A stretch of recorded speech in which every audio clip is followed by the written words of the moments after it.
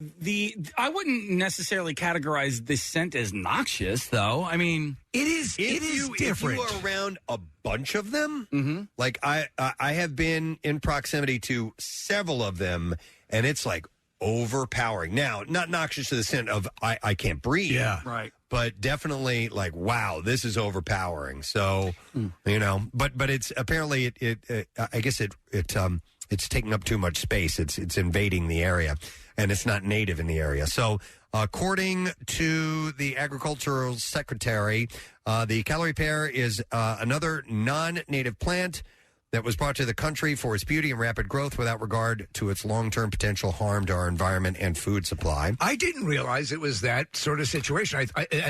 Nick, as you rightfully point out, it ends up being used in garden plants. Oh, yeah. They're sold a lot. And another one that I've heard people complain about because of the smell is the ginkgo tree, and they're really pretty as well. Especially in the fall, they turn like a bright yellow, but people sometimes refer to them as the stinko tree. Huh. And I believe like it's only the male of the species that stinks or whatever. But yeah, we have a butthole bush by our front door, and the flowers are wonderful, but it does. What does it smell like? It smells like a butthole. Is it year round or only in the spring? No, it's like for 1 week. Oh, you know, you can deal with that. Is your butthole open? Don't come over. It's butthole week. Is your butthole sprouting? Yes. Oh my God. The butthole's open. What's your and the scent You've got to come by. You've got to come. It only happens 1 week out of the year when the butthole's We'll sit between that and the semen plant. All right, here you go. Here's some big news. All right. Kim Kardashian is making it clear, and I have a few Kim and Kanye stories here. Oh, yeah. Clear to Kanye, wants to set healthy boundaries. Healthy boundaries. So, in an interview with Hollywood Unlocked that will be released today, West claims that Kardashian's security team wouldn't let him into her house with their daughter North after he picked the kids up from school one day. Now, a source told People that while it's true that West was not allowed inside the house that day, Kim's security team didn't stop him from seeing the kids, picking them up, or dropping them off. The source continued saying he can no longer just walk inside her home without her permission, and Kim has a right to privacy and is trying to set healthy boundaries. So she's a lawyer, you know. Those who have gone through divorces, I assume, deal with this particular issue, which is somebody just walking right in. That has to change. You've been doing it for years and years and years. However, if you've been married for a long time, and then all of a sudden it stops there, and you have to ring the doorbell, you have to knock, or something like that. It might be uncomfortable, but that's part of the deal. Yeah, exactly. The nature of the relationship has changed, and though you would imagine Kanye would have an easy time adapting to change. No, right. He's not, apparently. Apparently, the need to set these boundaries arose from Kanye making, quote, recent unannounced visits to Kim's home. In the Hollywood Unlocked interview, West is quoted as saying... That's when he stops by? Yeah. Unannounced. Yo. Yeah. So West is quoted in the interview as saying, "Don't play with me. Don't play with my children. Ain't no security going to get in between me and my children, and you ain't going to gaslight me." End quote. Okay. Hey, don't play with my children. I thought you want people. Yes, of course. So they grow up healthy. Play. They like to play. I'm sorry. Go ahead. No, he goes by Yee now. So wouldn't he announce himself Yee? Yee.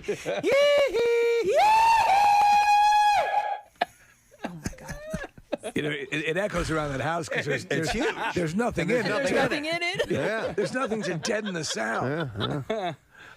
We have audio, Preston, if you'd like. He is... All right, so this is about the song? Yes. So Kanye, this is part 2 of the story. Kanye called out Pete Davidson in his new song, The Game, which is called Easy. The track dropped on Friday, and people across all corners of the internet promptly went to work dissecting the lyrics from Kanye's verse. So here's a question, and this to me is indicative of a kind of person. He is in a relationship with someone else himself. Yeah. He's making out publicly with this other person. Why? Why is he going off the deep end about Pete Davidson? She's simply moving on as well. He's moving on. Why is it so bad that she's moving on? His ego won't allow it. That has to be it. Yeah, so there's nobody better than him, and his ego won't allow it. And it's narcissism. It's pure no narcissism. Doubt. Yeah. But did you see that? Is she in their house? Yes. So that's probably where. But they have a multitude of houses, Kathy. Right. He has that ranch, and he actually bought a house, I think, diagonally across the street from her to be close to the kids. Now, is this but that's the song? probably the hard part. You know what I mean? Like that was his house. That was where he lived too. So the fact now that he's got to knock on the door, which listen, yes, it needs to happen. Yep. They're not together anymore, but that's probably why he's having a hard time. Steve, is this the song that they're listening to and like Madonna's in the thing? It's like there are all these people in a room and it's like him and Madonna and Antonio Brown. Like, are you talking about video footage? There's video footage of them all listening to a song. And what's WMMR's broadcast live from spring training, sponsored by PhilliesSportsTrips.com. Now, from Clearwater, Florida, here's Preston and Steve. Yes, indeedy, my friend. This is day number 1 of our Clearwater live broadcast. Today at the ballpark, tomorrow at the bar. I like that. Oh, yeah. That's a whole other adventure. I was just talking to Rodney. He was at Coco's Crush Bar yesterday getting set up. They have tented the entire parking lot. We're going to have live music. We're going to have Charlie Manuel stopping by tomorrow, and John Brazier, and angry neighbors around the angry place. neighbors. Yeah. That'll be hate the fact that we're up at 5 in the morning making noise. But nonetheless, we have another guest who's going to be joining us. But let's firstly take a look at traffic, and then we'll dive right into things. Marissa, what's going on? There's a disabled vehicle in the left lane. It's on City Avenue, southbound at Presidential. Then some slowing on the Vine, westbound from 95 out to Broad Street. Schuylkill eastbound from the Boulevard to Vine, westbound from Vera to Vine, and the Boulevard out to Gladwin. 95 northbound has some slowing. Allegheny out to Cottman. And right before Woodhaven Road, there's an accident blocking the left shoulder. This traffic report is brought to you by TireRack.com. Rain or shine, drive with confidence on Verdicine tires from Tire Rack. Verdicine tires deliver precision handling, dependable traction, and quiet comfort, shipped fast and free with 2 years of free road hazard protection. TireRack.com. That's your traffic on 93.3 WMMR. All right, thanks, Marissa. Who knew our next guest was also an amateur barista as well? Yes. He brought me a cup of coffee. How about that? Ladies and gentlemen, our good friend Brandon Marsh is with us this morning. How you doing, man? Thank you guys for having me. This is awesome. Of course. Anytime, man. It's great to see. It's one of the things we look forward to now. How's the coffee taste? It's, you know what? It's bold. It's very bold. You went bold with it. Did he design sort of the cream at the top like a barista would do? Is there a ball at the top? No, it's actual. It looks like Larry Boa. He actually did a beautiful. Wow. I know. He's going classic on us here. You go full Boa. How things going so far, man? You guys having a good time down here? Heck yeah, always going great. Just coming off an off day, so yeah, got on the water a little bit yesterday. Threw some lines in there, but nice. Any hits? Yeah. Yesterday was a little slower day. Okay. Yeah. What do you go for? Anything will do, or do you target a particular? Yeah, no, I don't target anything in particular. Just anything I can get my hands on. But yeah, it's yesterday we had a catfish and a red drum. So okay. Will you trophy them up? Will you if you get something? It's got to be in season. It's got to be big enough. So I think. The trout's like the hot commodity here, just easy to catch on the shore. But I think what is it, like 18 inches or 4? That's a minimum. That's a minimum. I think so. I gotta double check. It varies with the fish, but yeah. What's the weirdest looking thing you've ever pulled out of the water? Because there's some scary looking fish out there. Casey, you bought what was it? Sea robin. Sea robin. Sea robins. It's an absolute fish. monster. Really? Yeah. Yes, and they're not even that big, but there's it's just horrible, man. I'm like, I don't want to go in the ocean if that's in there. I don't want to go in. Yeah, I know. I'm the same way. I know we talked about sharks before. Yeah. But yeah, I think this off season we snagged the barracuda, and that was interesting. Barracudas are there. So a lot of sharks obviously get the bad rep.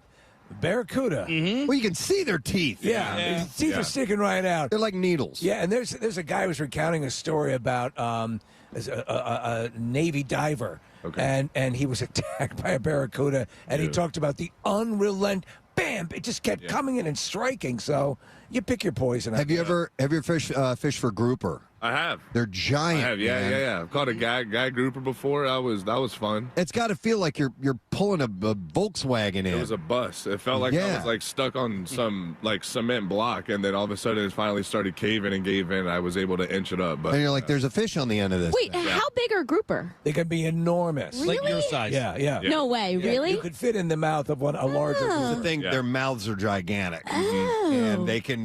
You don't want to mess with them. They're super yummy. They are yummy. Yeah. Frenchie's makes a great grouper sandwich. That's all I know. Some grouper bites. It's great to eat. Do you fillet or anything? Do you do that yourself? You clean them and go that deep? I personally don't do it myself. I got a buddy named Vondi. He does all the hard work behind the scenes, man. Yeah. Everybody needs a Vondi. He's the man. So yeah, shout out to Von. Do you go deep? Do you like deep? Because I after Jaws came out, I went on a shark charter. Okay. With this guy who was like a maniac.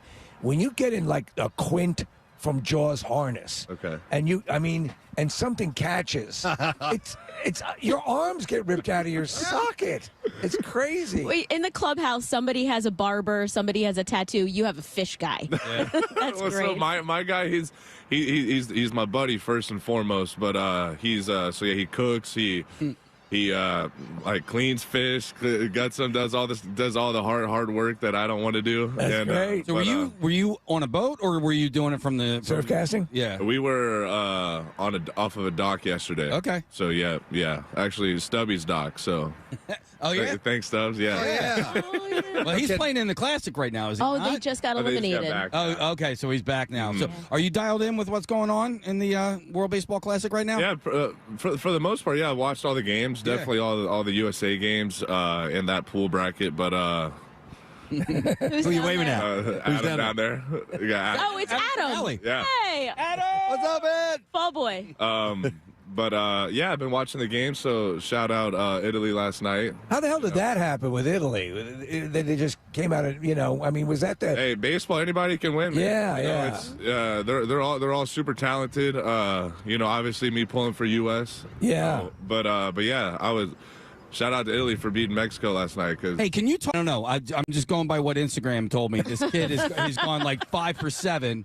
Do you know who I'm talking about? Oh my God! Yeah, our first rounder. Yeah. Yeah. No, he was 2024. Yeah, he's gross. Plays hard, works hard. Outfielder. So I get to see him out here, and we get to practice with him and stuff. He's been gone for the last week or two, but yeah, he started off that tournament hot, and he's kept it going. He laid a good bunt down. Yeah. When you were saying it, I was like, Aaron Dante Nori is All his right. name. Okay. Thank you. I thought you were talking about Aaron Nola. No, I was like, no. I thought he was talking about Nola at first. But, like this kid, no. Yeah.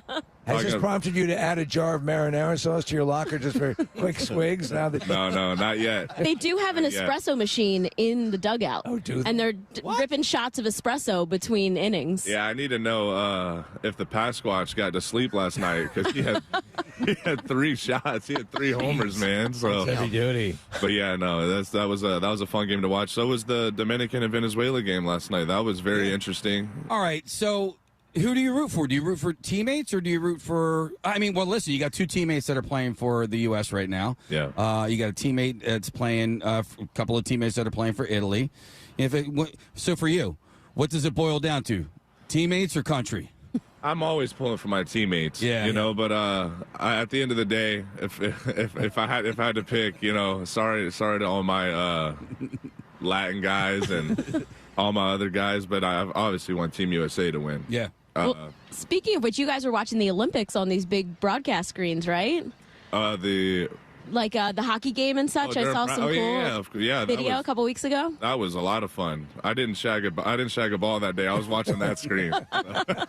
Speaking of that's pretty shagging badass. balls. Yeah, shagging Yes, balls. yeah. So You're talking about here? Yeah. Okay, so we wanted to ask you this question. Last year, when BP was happening and we were still on the air, we were getting peppered with balls over here. Yeah. And they were landing, like, right here. Oh, yeah. Are you guys aiming for us while you're out there? Are people aiming for us? I can tell you one thing. I'm not. I can't hit a ball this far off the field if I with the best wind. I still couldn't do it. So, but yeah, we got some dudes that can launch, man. Yeah. So I don't know. They may see a 10 over here in my. Looks like a good spot. Let me tell you something. The only ball I ever got was last year. Yeah. I'm like, oh my God, I finally. got a ball into the area, but it seems like they're targeting us. But that's okay. We like that. This is the launch zone for righties, though. So right over by the bar. So this. Yep. Brent, I want to ask you something. I was thinking about in preparation to come down here, and a word popped in my head about what you guys do, or what. I thought of the fans that come to see baseball games, and they come to be entertained. They come to root for their team. They want their team to win, but they come to be entertained. And I was curious if any professional athletes ever see the side of themselves as entertainer. I mean, obviously, you're competing. You want to beat the other team, but you're also doing a job of entertaining as well. Does any of that enter into your mind? Maybe not necessarily during the game, but that you're an entertainer of sorts as well. You know what I mean? Yeah, that thought kind of pops into, I wouldn't say our heads. In my head sometimes when I'm away from the field, just kind of just thinking about just like life and stuff in general. But when I'm on the field competing, like you said, it's just war out there. Yeah. So I'm not really thinking about the entertainment part out there. But but yeah, sometimes it does pop into my head. Like, we are here to entertain a group of people, but it's our job. So and it's a beautiful, beautiful job, and we all love it. So we don't look at it as a bad way of entertainment. It's fun. It's just as fun for us as it is for the people watching. So if not more fun, because we're out there doing it. So, but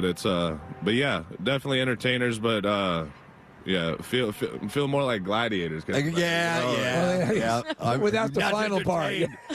And I had another thought in that same, when I was thinking about that same thing, when COVID was the order of the day and there was nobody in the stadiums when you guys were playing, did that almost feel like, sandlot ball to you guys back in the day where you were just playing like nobody else existed? You know what I mean? It was.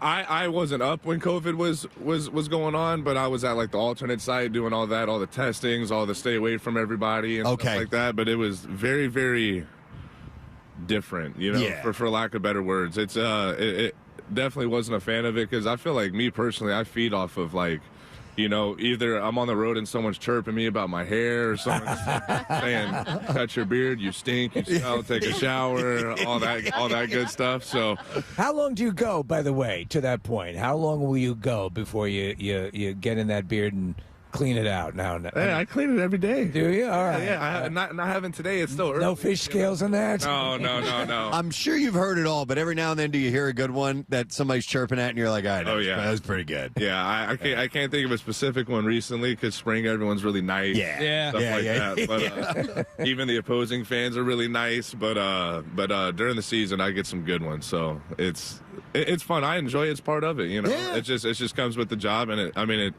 it's my fault that it happens. I can cut my hair and my beard, and it would end. We were talking with Orion earlier about you're like the old man.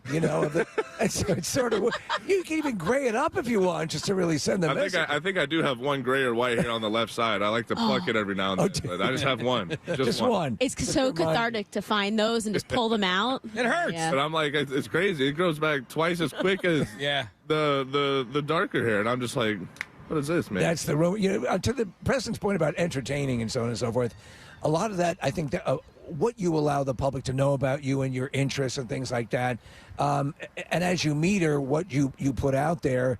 Have you ever had a case of too much information where you thought, maybe I need to reel that back a bit? Because you're such a personable guy. You're so instantly likable. And you have things that are, were you not the fifth grade chess champion, for example? Things like that. There weren't a lot of people competing in that. But yeah, I still take pride in it. But, I'm a pretty open dude. Yeah. I really... no regrets with what, how you monitor that? Because I just, man, you got to be able to live with it. There's some, some people do stupid things, some people don't. Some people do good things, some people don't. It's you just got to be able to live with it all. And stupid things is in giving too much information of, hi, Rio.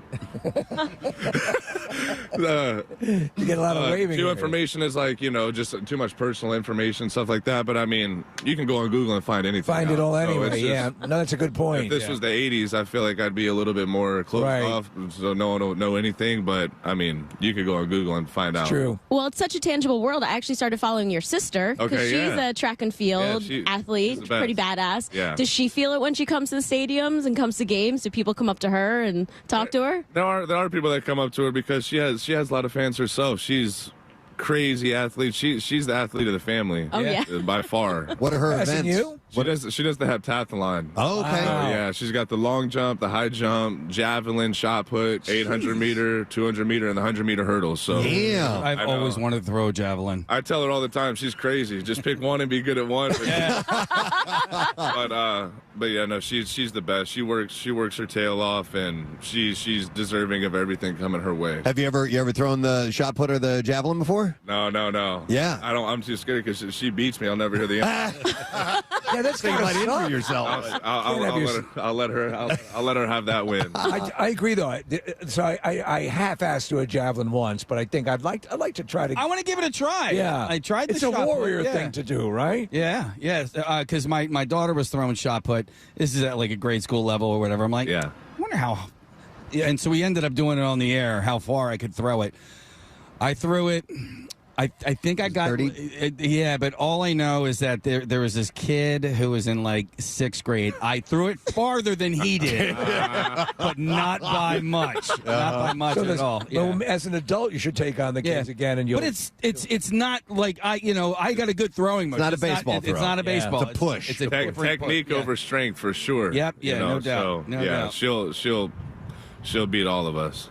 Most definitely. But so is the whole family athletic, or? Yeah, Pops grew up, played football, basketball, baseball, up until college. But and you did a lot. You were multi-sport, right? Yeah, I enjoyed it. I feel like I credit a lot of me being here is from playing other sports, being in other locker rooms, and stuff like that. But yeah, and my mom, she was the athlete of the family for sure. She was a cheerleader. So yeah. Were you guys a competitive family, like with each other? If you were playing a game or something like that you played to win? Oh, they must have been brutal. Oh, yeah. We don't like to lose. Yeah, nobody likes to lose. But yeah, no. How long did your sister's beard get? But Preston and I were talking about this. There are people, and I have a friend of mine who is the nicest person you will ever meet, and he's just a sweet individual. But the second the game starts, a switch goes off. All bets are off? All bets. And he doesn't turn into like an a-hole. It's just, no, I need to win. I need to be superior than, more superior, and it doesn't matter what it is. And so, but we talked, we had Eddie Alvarez, an MMA fighter, and it's just a mentality, and you have to lock in. Like, you can't go into the batter's box and half-ass it. Like, not at this level, you can't. Yeah, no, that's why I during live at bats at the beginning of spring is always so tough for me, because I see, say, Nola's pitching and I see a Phillies jersey on him. Yeah, it's like I don't have that Yes, you're I don't have you're that my teammate. Like I'm not stepping into the box trying to murder this baseball. It just feels weird. But then you put another team up there with another jersey, and it's like, okay, now we go. All right, so maybe we need to put different jerseys on. No, I like Nola having a Phillies one. Yeah, no, you'll take Us that. too. Well, listen, speaking of your fellow teammates, and we always like to play some kind of game with you and have some fun when you come by. We've come up with some alternate nicknames for a few of your other teammates, and I've got 3 for each one. I want you to pick the one you like best, and if you don't like all 3 of them, which one would you come up with? Okay? So let's try out a couple of these and see what you think. So we're going to start with the biggies. We're going to go with Bryce Harper first, okay? Do you like the Bryce is Right, Harper the Destroyer, or Bryce Lightning? Ooh. They're pretty good, right? From Greece? Yeah. Yeah, what a movie. Yeah. It really touches on everything. And it would have a song that would play, so. Me personally, I go with Bryce Lightning. Bryce Lightning, okay. I like the Bryce is Right, too. It's too wordy, though. But I would really go with the Bryce Lightning. All right, he likes Bryce Lightning. Growing up. All right, Trey Turner. Okay. There's some good ones here. All right. Turn and Burn. Yeah. Pretty good. Trey Bien. That's good, too. That's pretty solid. For the cultivated crowd. Or the Turnpike. I like Turner Burn because nobody runs like him. Yeah, right? Nobody slides like him either. Nobody slides like him. Stott did have a good one the other day, but it wasn't it wasn't as good as Trey's. It was good. It was really, really good. It's so good that it almost looks AI. Like, I know. You know what I mean? Like you're like I agree. I agree. That's fake. Yeah, I'd be lying if I said I haven't tried to like get on one of the slide mats and do a little pop-up smooth, silky smooth slide, but no. I still have a scar on my left leg from me trying to slide when I was in college. Yeah. And oh yeah, like an idiot. I just like went like straight. It was like I was trying to dig a hole. You know? You didn't land like the airplane. You went straight down. I went straight down, and then like just and they said move off the gravel onto the grass. Well, then a few days later, I had to slide again, and I tore the entire scab off. Oh, yeah. Dude, there's a science to the people that can do that and hook around, and it's a gymnastic move. All right, so turn and burn. You like that one. I like that one. So, I also like Turnpike, too. Turnpike's pretty good. I like that one. I like Trey Bien as well. You got to bring these into the clubhouse, by the way. So, Kyle Schwarber already has the coolest nickname on the team. Yeah. Schwarber, I think, anyway. But here are a couple alternatives, and I like this one. Schwarbecue. Schwarbecue's good. It's not bad. The Schwarminator. Oh. Yeah. Or Kyle from Another Mile, because of how far he hits it. That's a stretch. What do you think? I'd say the last two. What was the second one again? The Schwarminator. Yeah. Schwarminator. All right, he likes that one. I like that one. Let's go JT Real Muto. JT the Jet. It's kind of like Benny the Jet. I guess, a little bit. And you're a Sandlot fan, right? Oh, yeah. Yeah, all right. Love Sandlot. The Realm Dealer. No, the Realm Dealer. That's That's a stretch. Or the Real Mute Button, because pitchers love calling him the game. Whatever. No, those suck. I like the third one. I like because the Real Mute Button. You rarely see anybody ever shake JT. Okay. So it's like, I trust with 10 in my life. So, if I was on the bump and he was calling the game, yes. Okay, whatever you're saying. Yeah. Well, there you go. I wouldn't have thought of that. All right, how about Aaron Nola? Nola Cola? Okay. The Nola Controller, or A Nola Express? I like the second. I like the last two, but I'd say the second one. Nola Controller? Because it'd be Nola Controller. There's really no one that can pitch the way he does, like especially in today's game. I think the term that they use is pitcher, not a thrower, and he's one of the best, if not the best, at just spotting up, hitting a spot, east, west, north, south, all that. I've heard grower, not a shower. Yeah, I've not heard that one. There's a club I go to where they say that all the time. All right, I got two more real quick. Bryson Stott. Yeah. All right, Stott Shot. Okay. Yeah. Bryson the Rising. Okay. Or I like this one, Stott Topic. Stott Topic. Like Hot Topic. Stott Topic. That's good. What was the first one again? Stott Shot. That just makes me think of his homer he hit in Miami against Miami in the in the wild card. So I'm gonna go with the first. All right, Stott Shot. Yeah. And the last one is Alec Boehm. Boom Boom. Okay. The Boehm Squad. Yeah. Or Bon Voyage. Or Bon Voyage. I like Bon Voyage. All right, done and done. I like Bohm's Away. Yeah. A lot of Bohms away this year. Yeah. Yep. That's The one thing you can't do is you can't start your own nickname. It has to be anointed. Yeah. You have to be delivered to it. It's not the same. It doesn't think as well. Yeah. Are the Marshmallow people still coming out for you? Sometimes. Yeah? Yeah, here and there. I see a little headgear thing that they wear. Oh yeah. You gotta love that, right? I do, yeah. I think that's great. I'm not saying that's why we do it, but it is a big reason why we play the game is that, that interaction that we're able to reach people and stuff like that. So that makes my heart happy seeing stuff like that, man. Awesome. So, yeah. We've talked about the fact that, what you do, obviously, this is a sport. You say it's like gladiators in a way. You're going out there and doing it. But for so many people, whether we've talked to Charlie or anybody, or even the veterans, the memories that are associated with what you've done, and people that have gone to see you play, and moments in the game that will live in family lore for years. Yep. It's an amazing thing to be a part of. I assume it's never lost on you. Yeah, no, getting chills, just thinking about that, because I know as a kid growing up, I have memories of watching, Chipper, Andrew Jones, guys like that, watching Tom Glavine throw 88 miles an hour and be a surgeon out there, you know. Just, it was unreal. Just, you know, so it's really a blessing what we get to do, and I'm forever thankful for it. So, you know, being 28 years old and still being able to put the cleats on is a blessing. I would have never. I mean, with the arthritis and everything. Yeah, but I would have never in a million years. Like, if you came up to me in high school and said, "Hey, you know, 28 years old, you'll be playing in the big leagues," I would have slapped you in the face.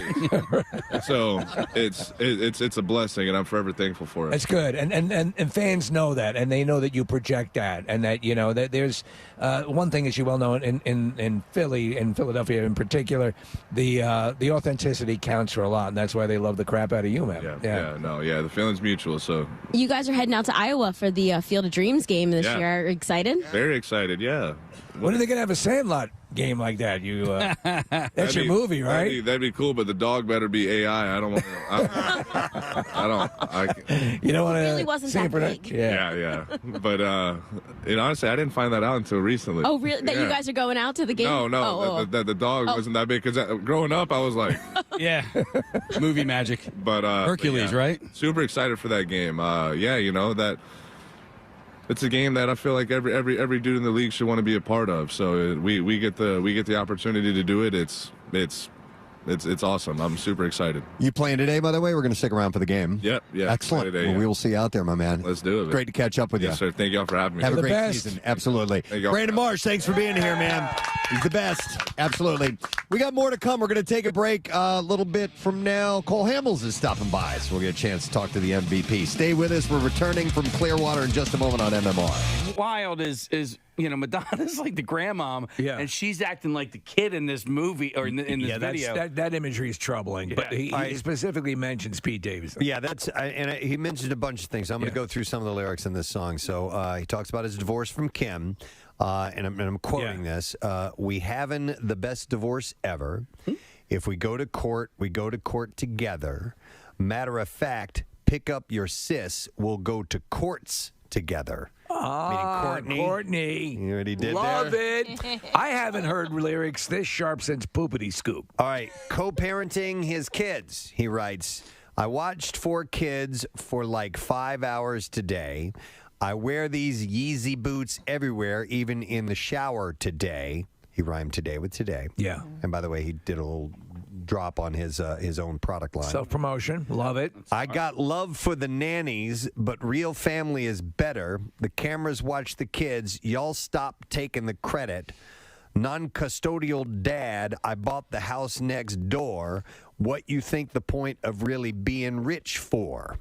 Yeah. All right. Yeah, no, it makes incredible sense. So he doesn't want to besmirch the nanny staff, which he had a relationship with them as well. But he's saying Kim's not being the mother she needs to be because she's with that Pete Davidson. All right. Then you have grappling with his kid's privilege. And he writes, he spits, when you give them everything, they only want more. Bougie and unruly, y'all need to do some chores. Rich-ass kids, this ain't your mama house. Climb on your brother's shoulders, get that top ramen out. Ooh. Okay. So, all right, he had me at ramen. He had me at ramen. God save me from that crash just so I can beat Pete Davidson's ass. That's it. And my new bitch bad, I know Illuminati mad. Yeah, man. How did he drag the Illuminati in? I don't know, but he's obviously a big fan of that point in history. They mad, so he found out about it. All right, we're looking at the video that Casey was talking about. Yeah, Madonna's over-emoting in this particular video. She's moving around a bit too much. She's making a spectacle of herself. I'm 60 years old. I got to act like a... Okay. And what's the context of this? Well, she's made them snickerdoodles because she's grandma. Oh, all right. That was nice of her. Is anyone want cookies? I would.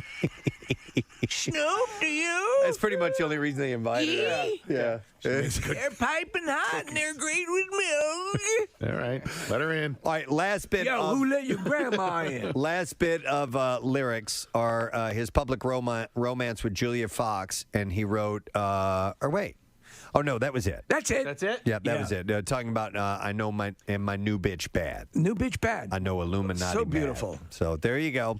My That's new bitch bad. the latest on the Yeah, tube. it's definitely a study in narcissism because she has a relationship, he has a relationship, move on. Yeah, exactly. Yee. If you guys didn't know, Kathy had the Rona. She got past it, but there are some lingering effects, and a lot of people have dealt with this lack of taste thing. Would it be safe to say that it licked her ass? I think it licked her ass. Now, if you don't know about that, she had texted someone that it kicked her ass and accidentally typed in licked her ass. And this wasn't a close personal friend either. It was more of a casual relationship. And I love it. Took it to another level.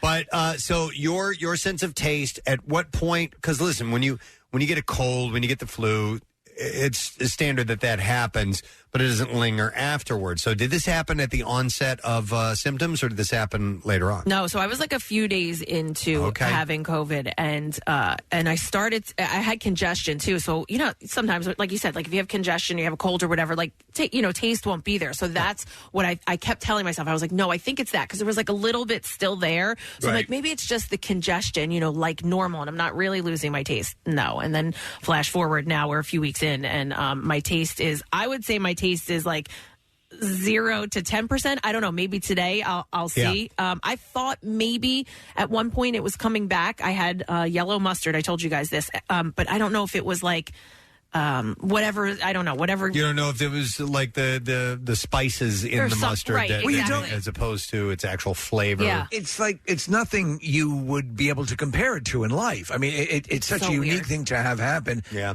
And so for the most part, people have what they call the long Rona. Still, even they eventually get their taste back, but it can be a while. God, I've seen stories of people that have gone like a year without having taste. My grandmother, this was a long time ago, went years a loss of taste. Is that right? What caused then it? It just came back. Right. I don't know. We never found out. And now she's a food critic. No, she's dead. Oh, okay. But anyway, she couldn't taste anything. And then it just came back around one day. I mean, what's weird here, and not to like sound too alarming here, but there is something cerebral going on there, which is like a little bit scary, don't you think? So I heard a doctor talk about it and why, and it all stems from the nose and like the blood vessels that are in the nose. The nose. And again, I just watched like a quick video, so hopefully that's accurate. But that's what he was saying, and like my sense of smell, I think I have a little bit of it. Like I would say maybe like 25%. Like if I stick my nose in something, I might be able to identify. Well, they go hand in hand. Yeah. I mean, so your olfactory senses inform your taste to some degree. Ooh. I don't know what the percentage is. Hey, if you were going to lick someone's ass, now is the time to do it. No, it, Kathy. This is the time to do it. We can give away mixed martial arts tickets. Yeah. All right, so what we've decided to do, and actually it was Kathy's idea, we're going to do a taste test this morning of some various things and see if she can identify. Now, they have various consistencies to them, so that might be a clue into what you might be tasting. Right. But nonetheless, we want to see if you can identify. And some of these things are very strong flavors. We're not throwing anything. All right. You're not going to taste anything effed up. We're not like doing toilet water. Yeah, we're not doing it. You wouldn't know what that legit. tastes like anyway. It's all edible, and you'll be fine. Is there a foot chance? shavings? Yeah, foot shavings. Is there a chance that this might, because of the wide variety to her palate, is it possible this might kickstart your taste back up? Ooh. Possibly. I also read a lot about that. People trying to do that using like pepper, and there was another thing where if you like burn an orange peel. Yeah, Carter told me about it yesterday. He's like, "Ooh, there's this thing," and I saw it, and I was like, "Really?" And he goes, He goes, "Hang on." He looks at me, and goes, "Oh, it's not real." It's not real. Like people were trying it, but there's no scientific evidence that it works. All right, hang on. Let me go to Steve real quick. Steve lost his taste. Hey, Steve, how you doing? Hey, how you guys doing? All right, buddy. So, did you have Corona? Yes, last year. Okay, and how long has it been since you've been able to taste anything? Over 400 days. 400 days. Now, Steve, let me ask you a question, because you're not necessarily eating for taste anymore. Have you lost? I am anger eating. Yeah, anger eating. All right, so have you lost any weight as a result, or nothing's changed? You know what? Everybody says, "Oh, you must have lost so much weight." I lost some in the beginning. In the beginning, I lost a lot. But as time goes on, I'm just anger eating. I'll buy Reese's Cups, and I'll be like, damn it, I'm going to taste these Reese's Cups. And I don't. Steve, do you feel, and you're like constantly searching for it, right? Like you constantly, you're like, okay, let me try this. Maybe there'll be a little bit there. Yeah. And the only thing is I have had twinges of, like, if somebody has like a lemon cookie or a lemon cupcake, I might get like the taste of lemon with the first bite, and then everything, and then it's gone. Like there's just nothing. Steve, so this would not affect though your hunger, right? Hunger is. Oh no, of course not. Yeah, of course not. Yeah, that's the best part of the whole thing. Yeah. You still have to eat. You just have no joy in any of it. I always say it's like Captain Barbossa in Pirates of the Caribbean. They just want to watch Keira Knightley eat because they have no joy. Right. They can't experience. Well, look. I mean, statistically, it you should get a return, but there's no guarantee it's going to be anytime soon. But man, my heart goes out to you. I've tried the other things. Like my wife has been getting me to try this smell therapy where you smell coffee grinds, you smell oranges, you smell. But they say that takes like years to actually kick in and work because it's supposed to be like based on your memory. Yeah, it's really weird. And then I eat things because I like pizza. I know what pizza tastes like, right? So I eat it. But like now I'm more concerned with like texture. So I'll eat things that like I always want nachos because nachos have crunch, they have sauce, they have But December 9th, 2020 was my my last day. All right, Steve, man. were you vaccinated? Yeah, and boosted. Okay. Yeah, but that was all after. I mean, I know that there's connections to any of this stuff. All right. Yeah. Dude, I feel for you. Hang in there. Hopefully it'll come back around. Preston, what about you, man? If I What lost about my you? sense of taste, forget it. I would be so upset. It's so weird. I find so much joy in eating. Mm-hmm. But I mean, I guess you... Wouldn't you switch to a healthier eating habit if you don't care? I'm pretty healthy. You're pretty healthy, too. Yeah. So it's not like you're going crazy. Right. But like, so why I eat eat ice very cream? healthy. Yeah, exactly. Yeah. Because of the texture. The little treats. Yeah, but it's the texture. Like Steve said, you're constantly searching for something. So like, you could sit there and eat healthy, but it's like you like. So for me, melted cheese, that texture. Does that give you pleasure? Yes. Okay. So right now, It's like- because I can't taste anything. Like zero sugar ice cream. And Yeah, stuff like can't you that, find something that like is will approximate it? that the approximates the texture and that is not Putty? Loaded with. Case you could. Yeah. Those are great putty. Amy said she did the orange chicken at work. All right. Oh, well, if this is the case, then Let's we hear need it. to do this after the contest. We'll try. Get an orange. I would love to go to these calls, but listen, I want to go through this and see if she can identify these things or not. So let's give this a try. We're going to be drinking things, by the way. We're not going to be eating. Oh my God, she's lost her sense of balance. She can't stand up. You okay? Tripped over her own headphones. I had to move, and I tripped over my headphones. Okay. Oh, headphones. So we have all grabbed some things from our cabinets and refrigerators and brought them in. And, I have the sheet here. Don't look over here. Yeah, don't look. She's not wearing her glasses. She's getting blindfolded. She's blind and no taste. And, Marissa, are we putting the mask on her or no? We're putting the because it covers up her nose. Exactly. So we have a But full. I do want to try to smell it afterwards if I mask. can't taste it. Okay. All right. Yeah, we'll figure this out. This is a legitimate. Should we be wearing goggles and lab coats? So here's what we'll do. Marissa has put all these in numbered cups, little shot glasses, and Kathy's going to sip it, and we'll just have her guess. And I've got the list here, and then I'll reveal what it is, and we'll see if she gets anywhere near it. Okay. The password is. Yeah. So do you want me to put these goggles on? Do you want to eliminate the smell as well fully? I mean, listen, I can sip it. If you hand it to me, I can sip it without smelling it. Because I want to see if my sense of smell is there or not afterwards. All right, let's leave him off as long as it doesn't tip you off. So, Marissa, give her number one. We'll start with us. We can go in order. This is a good Marissa, I don't know where you are. order that we have. And she'll Okay. she'll put it in your hand and and I can smell it. Do you know where your mouth is? Shut up. All right, are you guys ready? Yeah, take a sip. Don't smell. And see I'm what not you going to think. smell. You can shoot the whole thing. Don't smell. Probably don't drink the whole thing. You need to save some room. Okay, so you getting any sensation? Something. It's like, it's not water. Okay, not water. I want to Florida. Here's Preston and Steve. Oh, yes, and we are indeed at Baycare Ballpark. Need to mention that Joan Jett, one of the queens of rock and roll, celebrating the women who rock for Women's History Month here on 93.3 WMMR. We've got special blocks. Matt Cord's going to take care of you as well. And, of course, Brent Porsche and Jackie Bam Bam. Everybody is celebrating for Women's History Month. So enjoying every bit of that. Hope you are as well, my friend.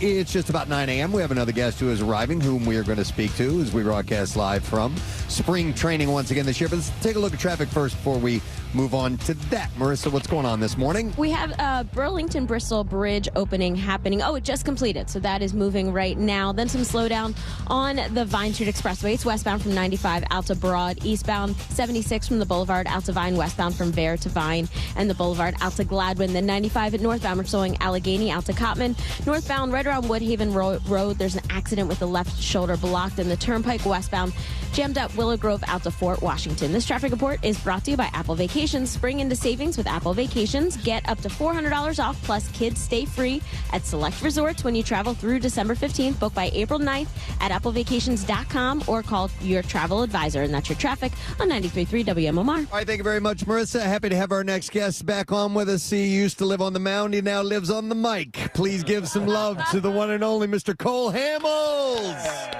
who is here. Hey, guys. Nice to see you. How you doing, man? Very good. How long you been down here?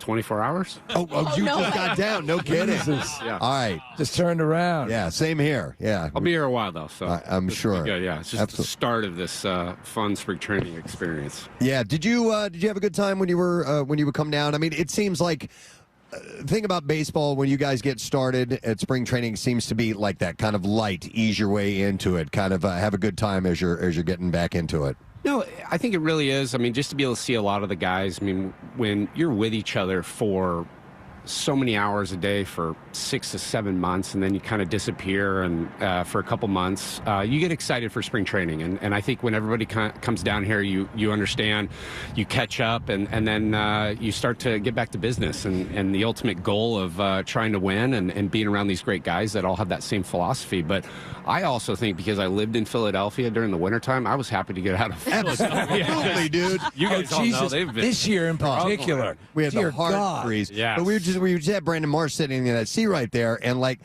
through the entire interview, like he kept waving to guys down here, like, "Yo, what's up, man?" So you're just happy to be back in it, Yep. No, it's good. The question is, obviously, you come here to be a part of this, and you talk about, when you were playing, but it seems to be there's been this gradual shift over the years in all the major sports where, we're going to take a break and take time off, where training kind of remains consistent. So with that, do you think that leads to also more interaction? Because it's like returning to school in a way, right? Or, yeah, my buddies.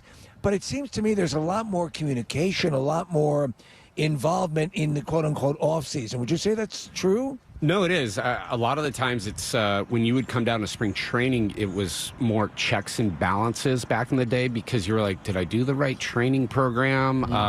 You have teammates that are in the Dominican playing, games. Yeah. I mean, they're almost playing the sort of Dominican or Caribbean World Series. They're in that. So they're a little bit more involved in baseball. Then you have guys up in the East or the North that really can't really get outside. So they're working out in facilities. And then, being from San Diego, I mean, I was fortunate enough to be able to go outside and work with a big group of guys earlier in my career before I was in Philly. But you're just kind of checks and balances, like, did I do the right thing? Yeah. Nowadays, everybody has a workout sort of, philosophy that... And you wouldn't hear that. You wouldn't hear workout philosophy. No. They what they told you to do, right? Yeah, and I mean, we used to have a book, and you kind of look at it. Right. Like, I don't want to do this workout on Monday. I might do it on a Wednesday. I want to go have some fun here. Now, guys really do have a better routine, and I just think the game has gotten so much more competitive that you have to. And like anything, that's kind of what it is. If you want to be at the top and stay at the top, you have a lot of guys that are going to outwork you, so you don't want them to outwork you. So it used to be back in the day, people would come to spring training to get in shape. They show up in shape. They show up in shape. Yeah. They never get out of shape. And I mean, honestly, for you, when you were playing and when you were in that grind, when the season was over, did you take time off? And if you did, you're like, okay, I'm gonna take 3 weeks. I'm gonna take 2 weeks where I don't do anything. I think a lot of the times, when the season ends, poorly. Yeah. When we're not in October, right. that was considered a bad season. You took October, you didn't want to watch the playoffs, because you wanted to be there. Yeah. So I think October, if you didn't make it or you get eliminated, you're like, I need to go on vacation. I don't want to turn on the TV. I don't want to watch the playoffs just for the fact that you're just kind of bitter in a sense. Mm-hmm. So that is where you would kind of do that. And then you always had guys that were getting married because the only time you could ever get married was in the off season. And nowadays it's just you're on. And I think with what you have to do is stay on, and you realize it's a small window. A career is very short. Right. So that's for sure. Enjoy it. Yeah. So I wanted to ask it because when you're in it, right? I don't even know if you even have time to think about this sort of stuff, but I do because I've got so much time on my hands. But I think about like you guys in your young adult all the way through like your 20, you don't have Friday and Saturday nights. You know what I mean? Like you don't understand the joy of a Friday or Saturday night. You know what I mean? Because you're always working the regular work week, right? Working a regular work week, 9 to 5. The concept of a weekend means nothing to you guys. True. Because we are the entertainment. Yeah, and you just don't. I think there's a weird turning point where you start to realize that we are the sort of fun, we are the entertainment that I was saying. You get to provide people with something to watch, root for, so you have to then absorb that and take that on. But yes, I finally, when I retired, all of a sudden I'm like, look at my schedule. I'm like, I have nothing. What do I do in the middle part of a Friday and Friday night? Okay, I got to think about these things. So it was a weird transition to understand what a weekend is and a weekday. Well, how's broadcasting filling that? What am I going to do of fear? Right. No. And I think that's some of the best thing is knowing that I can do Sundays. So I like to come in to Philly on a Thursday, Friday, be around the game, be around the guys. And I think that's been great. It's been a good experience. I kind of, get the sort of cheat sheet when I'm kind of around. And you just absorb it. And what I've really enjoyed was, T-Mac and Kruk and Ruben, and these guys have been so receptive to helping me and kind of teaching me this sort of new, job, I guess I could say. We were here last year on your very first day. You got to come up into the booth. Yeah, that's right. And I thought you did a nice job. Let me ask you, butterflies on your first day doing that, or butterflies on your first time up on the mound in the bigs? What do you think? No, I actually think doing TV, I had way more butterflies. I was a lot more comfortable out on the mound in front of 45 screaming fans, which is a good thing. Yeah. I think that's what you hope for. I mean, you see it. You see all the backfields. We put in so much time and work into the game of baseball and into our craft that when we get on the mound, it's become second nature. And in the TV in the booth, it's something I didn't go to college for it. I understand I've had to do a lot of sort of media training and that sort of experience with being on the player's side. But now I'm on a different side. I don't have a lot of experience, so I've had to learn, and that's what's been really good is they've been really helpful in helping me out, just kind of accelerating that process so that I can be a little bit better for everybody. I wonder if this, because you're bringing your vast knowledge, you're bringing a player's perspective and an exemplary player's perspective, has it allowed you to sort of reappreciate or appreciate in a new light your own career as you're commenting on things that are happening in front of you? Do you know what I'm saying? Absolutely. I think the part is you don't realize how fast-paced the game is. When you're in the game, because we've done so much time and practice and we've run through the routines through our mind, that it's slow. Now all of a sudden you see it on the other side and I'm like, oh my gosh, he's got to think about this. This is about to happen. Okay, he's watching this side. He's preparing for this guy. This guy's coming up. You got to know the situation. All of a sudden I'm like, wow, this is speeding out of control. I'd be way more comfortable just throwing a pitch. Well, speaking of speeding up, there's a pitch clock now. You didn't have to deal with a pitch clock. How do you think you would have dealt? Do you think it would have benefited you or? I really do. I like the fast-paced game. I don't know if the fans wanted that, but I wanted a fast-paced game and something where I like to speed up the hitters and that situation because then it didn't allow them to actually think. Right. So then they would make the mistakes. And then I could just capitalize on it. But, yeah, I really do like the pitch clock. I don't know. There probably would have been times where you do need a breather. Big moments, you need to kind of step off and gather yourself. So that would have been hard because it's constantly going. I mean, now it's kind of like the shot clock. So you just have to live with it. But like anything, we evolve and we learn. It might keep you from overthinking on occasion, though. You know what I mean? That's true. There were a few times Charlie might come out to the mound for me and go, what are you doing? And I'm like, I have no clue. I can't. We talk about. I mean, at the pinnacle of stress, the pitcher's mound, major league. Oh man, pitcher. please! I mean, it's all on you. Yeah. I mean, you got backup, but still, true. It starts right here, with you. Yeah, to me, that's such an elusive concept, and I keep defaulting to the fact whenever we've done charity events and we're out on the field for something, and you're seeing just ridiculous amounts of visual stimuli going on and the ability to be distracted. Can you pick a point? When you go out, does that rush over you again and you have to rebalance yourself? Or do you hit a certain point in your career where it's just white noise and you can block it out? I think it becomes white noise. And okay. That's what I guess all fans would hope for. Yeah. When you have a player out there in big moments, you want to feel confident that everything is white noise because you've seen the video boards now and the music. It's insane. Yeah, how the intensity of the fans in Philadelphia, and even when you go on the road. People aren't happy to see the Phillies coming to town. That's why when you're a really good team, you want that. But yes, there's a lot that's going on that you have to gather yourself. But that's exactly what we practice. That's why we have mental skill coaches now. They help you, and that's just the progress that in order to be really good at what you do, you have to do that part of the sort of mental side because it's great that we're physically able to throw a baseball and do it very well. But yes, the pitching mound can become a very lonely spot when you're not performing. Yeah. But then it's also the pinnacle of when you're doing well because everybody's looking at you and you can celebrate. I wanted to ask you about doing well. If you're just tuning in, we're talking to Cole Hamels, and I know you love the game of golf. I do as well. David Duval was in 1990, shot a 59. Okay, one of the greatest games ever played. And I've seen interviews with him, and a question asked was, what was going on that day? What do you remember about that day? And I know you've thrown a couple of no-hitters in your professional career, and I wonder if this resonates with you. He said it blew him away how easy it was that day. For whatever reason, it just all came together.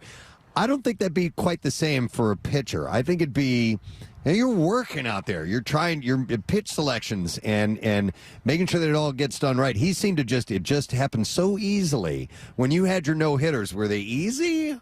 Or did you really have to work to make those happen? No, actually it was. Okay. Really? No, you're actually... Really? He was spot on. Okay. When I threw the no-hitter with Chooch in Philly on my last day, there were a couple times he didn't even put down a sign. No kidding. Wow. We were so locked in to what we had to do, and we were already anticipating and reading. We were like reading each other's minds in a way, and there were a couple times he threw back a couple pitches in the sort of sequence of what we were about to do because of what we saw and how things were going the previous pitch, that I just kind of smiled and grinned in a way and just walked around and did it. Wow. And, that's when you're kind of locked in you're getting out of your own way. And when the catcher can realize that, he's getting out of his own way and you're just flowing. And that's what it is. When you're at the top of your game, everything flows the right way. All right, so I don't know if I misunderstand what you were saying when you say he threw back pitches, but I'm just wondering. So obviously catchers have the signs, and yes. and now they have the thing in the wireless earpiece or whatever. Like if a catcher wanted you to throw a curveball, could he just throw a curveball back to you? Yes. Yeah, so that was what Chooch, there's times when you could throw the certain spin. Uh-huh. And that's what we see. And that's spin a sign? 24/7. Yes. He could throw it with that's a blowing my mind. Spin or a change-up spin because I knew what that rotation, and I was like, yep, I got it. I know exactly what you want. Whoa. I'm with you too. Wow. 50 years old and I'm just learning this right now. Well, let me ask you, because I was reading this. You had broken your arm early on. Right.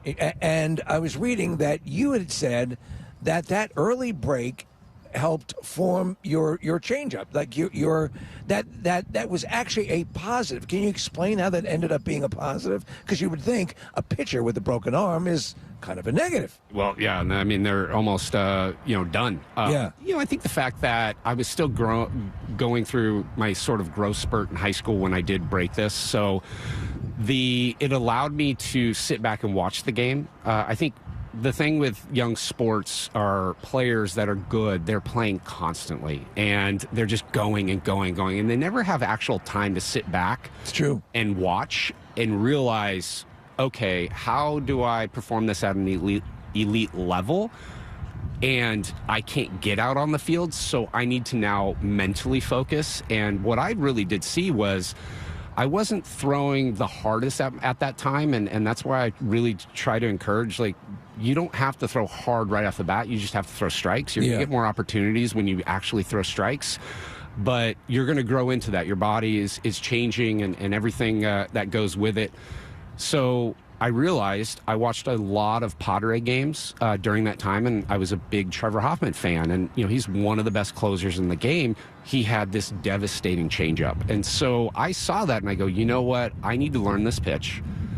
If I can learn this, it's going to make my other pitches that much better. And that's kind of what I worked on was this changeup. And my pitching coach in high school was an incredible coach, and he stayed with me. And we worked on it, and he really did. He goes, if you can learn this, sky's the limit. Wow. Okay, so, and keep in mind I'm an idiot when it comes to pitches. But a changeup, is it more than just throwing it with less velocity? Is there a lot more to it than that? Yeah, it's just the rotation, and it's a deceiving pitch. So you have to make sure that your arm speed is the same as a fastball. It just doesn't have as much power behind it or velocity behind it. And because you have this kind of opposite spin, it tails and drops the opposite way that a curveball or a slider is going. And that's kind of the hardest part when you have these off-speed pitches. Guys want to throw it really hard. Yeah. The changeup is you don't want to throw it hard because then it doesn't work. Okay. How many pitches did you have in your arsenal? When I first came up, I was a four-seam fastball, a circle change, and a curveball. And by the time that I retired, I had a four-seam fastball, a two-seam, a cutter, the changeup, and then I learned a different curveball. I learned a spike curve. Yeah, so you got to have a lot of respect for batters out there. Absolutely. They're very good at what they do. Because you're so good at what you do. You know what I mean? And you have to rise to the challenge. You have to, and to be sitting there in the batter's box and trying to guess. I mean, listen, some of it's situational, right? Okay, I got two strikes on me, one ball, whatever it is, He's probably going to throw 1 to 3 pitches here, or not. But like you're up there playing a guessing game, and it's not like these things are coming in at 60 miles per hour either. You know what I mean? Like they're coming in with some velocity. It's it's an amazing sport. To that, and a question to that, as far as a batter goes, and I had seen this, and I don't know if it's true or not, but some batters can pick out. The ball has a different color to it, depending on the way the seams are when they're coming out of your hand as a pitcher. And they can see it as like a pinkish color if it's a four-seam fastball, I think. Is that true? Are guys really that good at seeing it? No, they are, and that's what they practice. I mean, when they're really looking at the repetition over and over, batting practice out on the field, they're seeing four-seam fastballs, so they're going to get really good at four-seam. But if somebody then starts to put in these new technologies, machines can do sliders and curveballs, and just it allows them to now start to pick up on spin. And it is. I'm going back to San Diego. We had one of the best hitters in the game in Tony Gwynn, and he always used to talk about that. And that was something that I always caught up on. Was I watched and listened to radio. I watched TV, and Tony Gwynn would talk about it. And so as a kid, you're like, okay, I need to look for this spin. I couldn't see spin. I realized why Tony Gwynn was so good. You're cross-eyed trying to find out. Well, speaking of technology, they're rolling out the ABS system, the challenge system, which is pretty much removing the human element from the game. What are your thoughts on it? I think that's tough. I really enjoyed the fact that you had umpires. We would get a scouting report on the umpires along with the team, and it would kind of tell you what they would favor and their tendencies. Yes, exactly. And then you would pitch to it. And the hitters knew it too, and that's part of the game. Yeah. It's understanding all of these elements. And now, as you kind of get this ABS, it's going to make it a little bit tougher for pitchers, I think, because it does shrink the zone. So I think it benefits hitting. I think it's going to it's going to add more runs and kind of the ERA that we'll just get used to. Right. But I think pitchers, we always are smart. We adjust. There's going to be times now where guys are going to learn almost better curveballs and sliders that break, and they're just going to barely hit the corners now, and they're just going to learn how to do that. And that's what it is. That's the game of baseball. Is you constantly evolve. There's so much. So it's crazy. I love these inside peaks. I didn't know half the crap you're talking about now. But, I mean, from stadium to stadium as a pitcher, knowing the complexion of a stadium or where the sun's rise or all these nuances, would you go that deep into the game and the location? And I mean, you're talking about shadows too. Steve. Shadows and everything. Yeah, I mean, sometimes when games start, there's a shadow that's between the pitcher and the batter. It's a lot. It's really something that gets dismissed as just a physical expression. I'm just good at this. I can throw the ball fast. No, becomes an elaborate chess game. You were saying exactly it, and we're sitting up here with the wind. Yeah, the wind's a big deal too in certain stadiums because how it spins. But yes, the shadows are the best thing for a pitcher. Oh, really? I do. I remember Chase. What was the best stadium? Times. It just depends on it's actually the game time. And game time. If you ever okay, really look that makes more at sense. How the playoffs are done, now it's they put games at all these awkward times. You're right. Yeah. You're right. You're going to have better shadows, and that's what maybe the one thing I don't like about the playoffs is we're so ingrained to play a 105 to 130 game or a 7:05 or kind of a 6:05. Now you have these weird 2 o'clocks. I mean, I pitched a noon game in Toronto. Like you have these weird things. It's a dome, so it doesn't matter. But it's just they throw you off on how you play. But no, Chase Utley came up one day and massive shadows, and he goes, "Dude, what are you doing?" I go, "What?" Like I was like, "Am I tipping?" Like I had no clue. He goes, "The shadows are horrible. Throw cutters all day." I was like, "Okay." Because they can't see. They're going to think it's a four seam. You're throwing a cutter that's going to cut about 6 to 12 inches. They have no chance. And I started doing that, and they had no chance. No kidding. That is Chase. I mean, he's one of the best that- at knowing some of this stuff. That's so fascinating, and I did not even consider that would be an element of it. It gives you a greater appreciation. I mean, we appreciate it to begin with, but again, this is the kind of insight in your second career that you can bring to the broadcasting. Hope angle. so. Yeah. Well, listen, as a sports fan, right? So first I watch sports, and then I watch the players go into the broadcast booth, and I think I prefer having former athletes in there as color analysts, and because you bring this insight. That listen, I know sports, but I wasn't in the show, so I can appreciate what you bring to the game, and then you have somebody like Kruk who he brings in insight and the Krukness. He brings in way more than the game. He's great. What's the crukkiest thing you've encountered so far? Oh my God! No, when he starts talking stories, and of course, there's always the mute button that you can kind of hit. I mean, there are times where I like that I'm in the middle of T-Mac and Kruk, and Kruk will start telling something or whispering to me, and I'm like, oh my gosh, T-Mac can't hear this. He'll start laughing. I know you and I can mute right now and kind of laugh, and T-Mac will just take over. There'll be a couple pitches, and I'm like, oh my gosh. I think about it later on in the game, and I'll start laughing again. It's just his perspective and who he is as a person. He's a really funny guy. Yeah. And he doesn't care, and I love that. I mean, he's just genuine, and he is who he is. He's helping you to appreciate the mute button. Exactly. Yeah. The producers were like, guys, you guys got to actually talk. Are you calling the game? Are you going to be commenting on the game today? You working today, or no? Not working today. Okay. Just my first day kind of here, and so just kind of getting back into the rhythm. But I'm going to be here all this week, next week, and break camp, and I'll head up to Philadelphia. So I'm excited for the next 3 weeks. Excellent. Wonderful, man. Well, we hope we'll see you during the season. Check in, see how things are going, okay? Absolutely. Excellent. It's great to see you, Cole. Thanks for being here. Thanks for having me. Cole Hamels on the Preston and Steve Show. We are going to take a quick break. We'll come back in just a moment. We're here spring training in Clearwater at Baywater Park. We'll be right back. Like I want to say sauce, but it's not that thick, so Okay. it's not a sauce. But that's what I'm getting. I would something like a pasta sauce or something. Pasta sauce. So she's guessing pasta sauce. Okay. And what is it, Preston? It's a sauce. Wait. Let me smell it. Hold on. Okay. Oh, she just spilled it on her sweater. She just spilled it on the carpet. Mackle farts. You picked the wrong one to spill, too. Yeah, you did. That's going to stain. All right, get her sweater quickly. Kathy, take your top off quickly. I'm sorry. No, it's not your fault. You're legitimately handicapped. I have to touch your boob. Marissa, let me clean her. By the way, go on YouTube now if you ever wanted to see Marissa feel up Kathy. Oh, my God, dude. Now go a little slowly.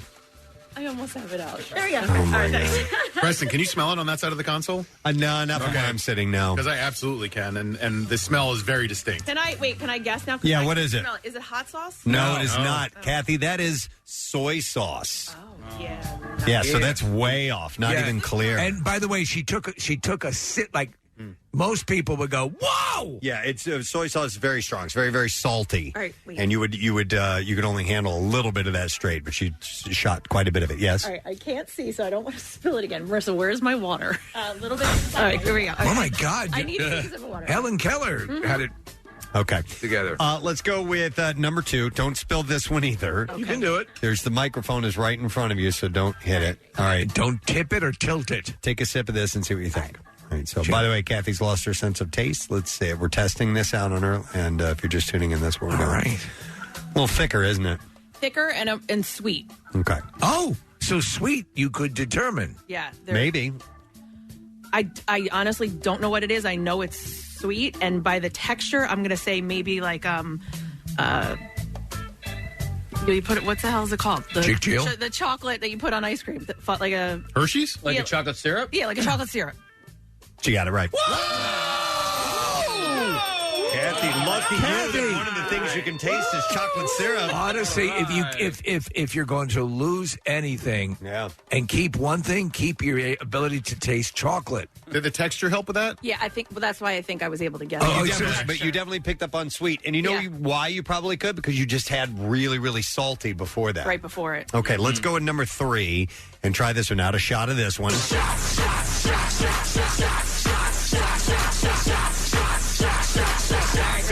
Yep. Jinx.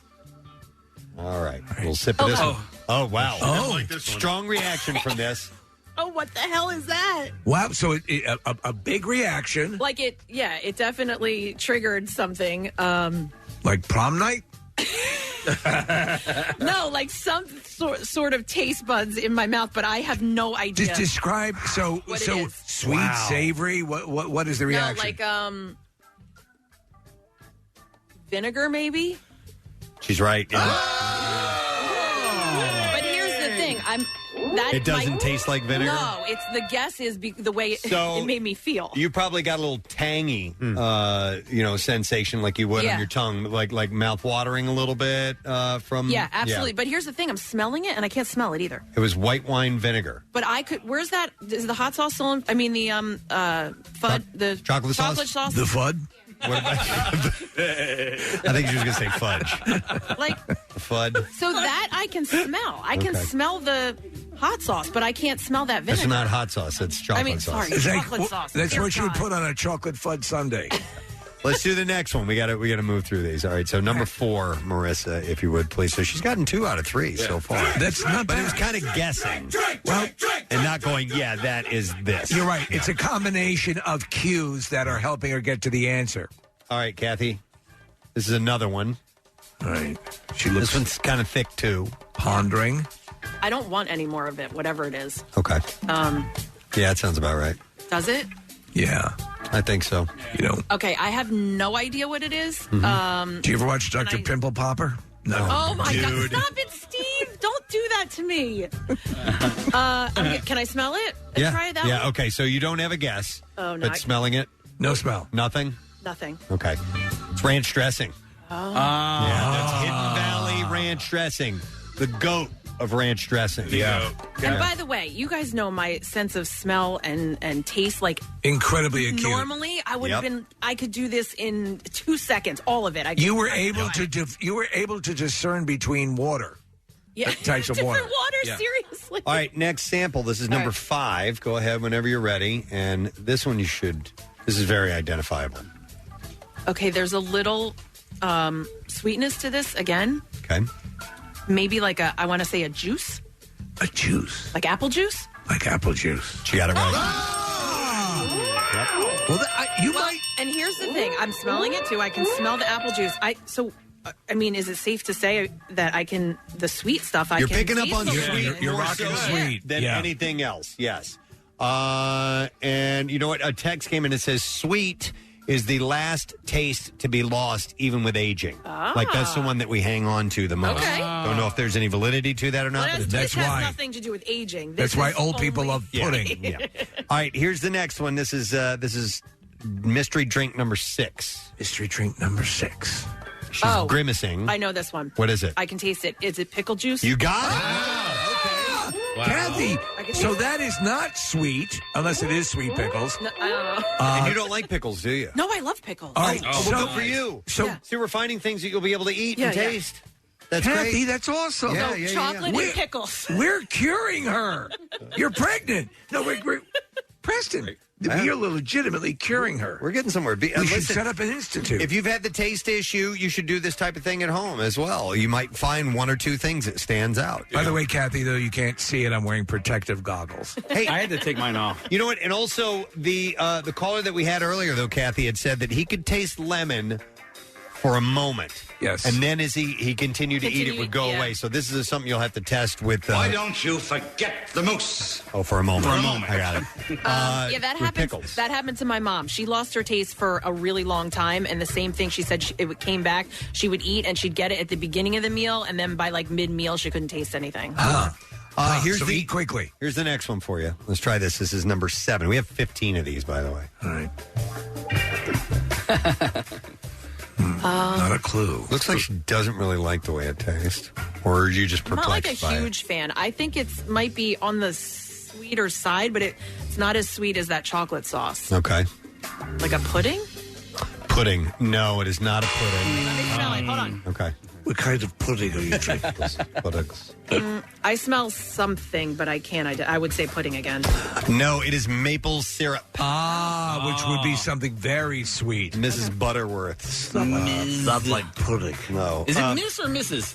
She married? I think it's Butterworth. Mrs. Butterworth. Yeah. All right. Good. She's spoken for. Yeah, absolutely. All right. Mr. Butterworth is an accountant. Here's the next one. This is number 8. We're at the pretty much the halfway point now. Let's see if you can identify this.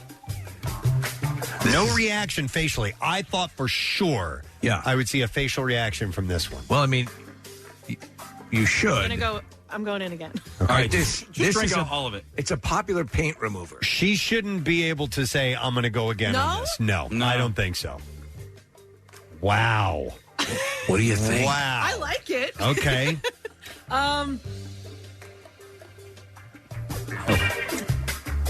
I don't know. Don't know. Can we look? So we don't know. Preston has the answers. All right, she doesn't know, so you can take a sniff and now guess after smelling it. What is it? Is it lemon?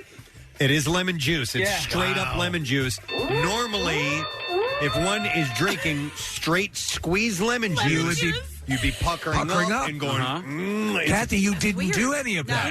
Not even a win. So that Preston. So she got that wrong. She could smell it, but she couldn't taste it. That raises the question. That reflex. Yes. What causes that reflex? It's a good question. Well, let me ask. I'm going to show you guys. I'm going to try something. We're going to do a scientific experiment here. I'm going to drink this lemon juice, but I'm going to hold my nose. Now, we've never met. We've right? never. Well, we have met many times. Many times. But I'm going to hold my nose so that way the smell part does it. That's the way to do it. It's still sour. Like you made the face? But your taste is intact. Yeah. But I wasn't sure if like any of that stuff Kathy drank it, and there was no puckering, no pursing whatsoever. Like, even with her drinking that, and I knowing what it is, caused my mouth to salivate a little bit. Yes. Because that's what I'm a little engorged. Your mouth will do. Well, that's great. All right, so here's... Okay, this will be interesting. Oh, boy. This is our only solid of the day. Oh, God. All right, Kathy, go ahead. So wait, do I have to like... Yeah, just stick your tongue in it. Yeah. Stick your tongue in there. Stick it in. Stick it deep in there. Ew. Wait, I don't like that. I'll give you a hint. It's not sand. Yeah, like that. It's gristly. Yeah. Move each other around. I have no friggin' idea. No idea. Smell it. I feel like it's probably a spice or something, but I have no idea. But it should be very recognizable by taste, no question. Nothing when you smell it? I'm trying. She's not getting it. And she's inhaling deeply. You would know this in a heartbeat. Cinnamon. Oh, It's just straight up cinnamon. No. Yeah, nothing. Even after you know, you don't recognize it. Not that one. Okay. The more you know. If you're tuning in, Kathy lost her taste, and we're testing her on that. Let's do number 10, if you will, please. And we're back to liquids now. Okay. Let's have a little sipperoni and see what you get from that. From Clearwater, Florida, here's Preston and Steve. Staring into the stadium as we speak. We're sitting in the outfield, of course, for the live broadcast, spring training, and day number 1. We're setting up for tomorrow, live at Coco's. Yeah. Coco's Crush Bar, and we're going to have a good time there as well. We're going to have this full tented area, some live music, and we've got some guests coming by. We'll tell you about them in a little while, but so far so good. And we had some great conversations this morning with Cole Hamels and Orion Kirkring, and of course our buddy Brandon Marsh, and we're just getting in the flavor of things. They're going to be opening up the ballpark soon.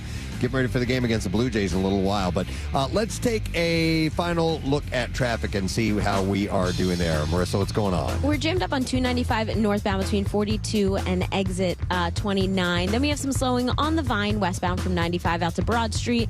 Blue Route southbound May County Toll Plaza out to Conshohocken. 76 eastbound, we're slowing from the Boulevard to Vine westbound from Vare to Vine and the Boulevard out to Gladwin. This traffic report is brought to you by In Touch Ministries. Need encouragement and biblical wisdom? Go to intouch.org for sermons, devotionals, and hope today. And that's your traffic on 93.3 WMMR. I think, Marissa, we have a last second chit-chat to do here. I love that. Some other media personalities from Philadelphia are in the area, and from PHL 17, we have Tessa Peloso, who is here this morning. Hello, Tessa. Hello. Thank you for having me. I'm excited to be here. Casey saw you guys out doing some work. We saw they turned on the lights early for you this morning. Oh, yeah. Morning TV. The lights got to come on. Yeah, absolutely. And when did you got down here yesterday? Got down here yesterday. And you're leaving tomorrow? Leaving tomorrow. So quick little turnaround. But that is, yeah. This is what you live for, though, when you wait the thrill of it. Yeah. The thrill of it, warm weather. Is it your first time down here for the spring training? Yeah, first time ever. Wow. Yeah. Wow. It's funny because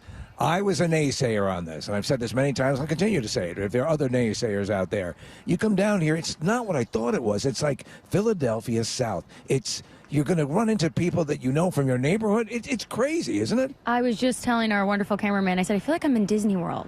I'm like, it's just magical down here. Everything's so great. You see people you know. The food's great. Wait until you experience the game. Yeah. Like, if it feels like it now, it's going to feel like it 10 times later because you'll bump into people you know. Mm-hmm. There is just an energy that comes in the ballpark. Like, we've all just been chomping at the bit to get back into baseball, back into sports, see each other. Summer. Oh, seagulls. Yep. All the good things. Yeah. She loves the seagulls. I love the seagulls. It's the most she peaceful won't sound. stop talking about the damn seagulls. Oh, you know that. Yeah, but when so peaceful. When you don't hear it for months and months, and then you hear your first one, you're like, okay. It's like you're crying children. You're like, shut up already. But then when you're gone from them for a little while, you're like, I just want to hear. And every time you hear it, someone lost a French fry. That's what it is. That's what happens. So, Tessa, you're from North Jersey, and then you went to school in Maryland, and then you got your undergrad or your post-grad work at Villanova. So you've been in Philadelphia for a while now, and then you got picked up at the PHL 17 a little less than 3 years ago or whatever. So you're an adopted Philadelphian. I'm an adopted Philadelphian. Yeah, when I went to Villanova, I got a taste of kind of the Philly sports. All my friends, obviously, Philly sports fans, and just fell in love with it. Yeah. Villanova's like, every time you drive through the campus, it's like 9 times bigger than the last time you drove through. Always something new. It got even bigger when they picked up Cabrini. Yes, But you went to the same school that our Pope went to. Yeah, yes, which is really funny because a lot of people told me, they're like, all right, you Nova grads, you get more annoying now. Did you study journalism there? I did. Okay. Yep. And made a career out of it. Good for you. And made a career out of it. Yeah, I always say, there was never a plan B. This was always it. Yeah? So good for you. Yeah, it's good when you can stick the landing like that. So Yeah. how is it working with the crew over there, everybody? You having a good... I mean, you're not going to say I hate them, but has it been everything you hoped it would be? yes, Yeah. it is awesome. Love our crew over at PHL 17. Everyone's so great, so supportive, and yeah, I love it. Every day's fun. We just wanted to pop you on and say hello. So enjoy. I know you guys got work to do. You gotta dive in and get footage and interviews and all that stuff. So thanks for swinging by and saying hello. Yeah, thanks for having me. I appreciate it. This has been fun. All right, Tessa Palazzo, guys. PHL 17. All right, well, we have some things to do. I know it's just a smidge bit on the earlier side. Well, actually, we're doing pretty good on time. I have bizarre file stories. We're going to get to that right now. Here we go, Jason. WMMR presents Preston and Steve's Bizarre File. Brought to you by Pella Windows and Doors. Visit PellaPhilly.com. You can schedule a free in-home consultation.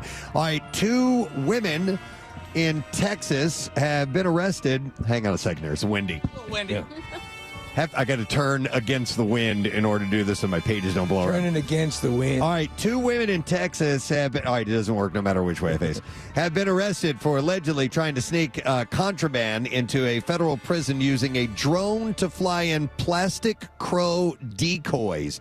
And goodies contained inside of the crows included drugs, cell phones, and tobacco products. I've never heard of this before. Why don't they just train crows to fly in the stuff? We've heard of the drones coming in before, but they're dropping these drone plastic decoys. The duo admitted to authorities that they were paid $40,000 to smuggle in the item. Whatever happened to just sticking it up your ass?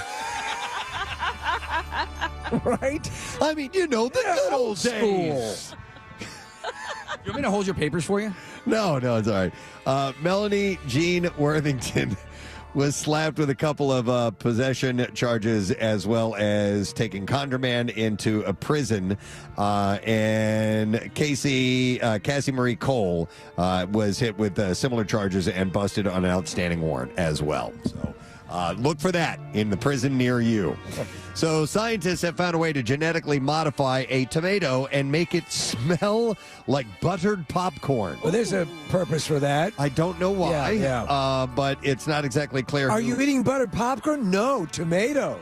They asked for this breakthrough, but now it exists nonetheless. Researchers from China and Australia teamed up to make this magic happen and say that while the smell is affected, the plant's other essential traits like growth time, vitamin C content, weight, sugars, and acids were unchanged. Could they do this to durian fruit then? I don't know. What it doesn't say is if it tastes like buttered popcorn. No, but they are working on a douche that smells like STP. Okay. Wow. I mean, a tomato doesn't have an overwhelming smell anyway, right? No, but buttered popcorn does. Scent. I mean, like you don't cut open a tomato and go, moo, you know what I mean? But you can smell them if you're in the produce section and you walk by them. They do have a certain scent to them, but they're not overly aromatic, I don't think. I would. That's a bait and switch I would not be happy with. If I smell buttered popcorn, I want the buttered popcorn. Do you like tomatoes? I do. Okay, because I know you love buttered popcorn. Yes. Or just popcorn in general, so I didn't know if this would work for you or not. I like a big, juicy, butter popcorn smelling tomato. Sure, yeah. All right, in Virginia, Fairfax County police detectives are asking for the public's help in locating a man they say committed a string of recent burglaries in the Centerville area, all while completely nude. Officers responded around 4:30 a.m. on Saturday to investigate a burglary in progress. The police said in the incident report the victim was awakened by her dog barking and observed a fully nude man inside her home. Hi. Suspect fled before officers arrived. Officers canvassed the area but were unable to locate the suspect. Detectives responded to the scene and assumed the investigation. Investigators were able to link Saturday's burglary to a series of similar incidents that occurred in the same neighborhood. I'd like to introduce you to my testes. In each case, the suspect entered the home via an unsecured door. On March 5th, the victim was getting ready for work when the suspect entered a bedroom and fled the residence while confronted. That was at 5:15 a.m.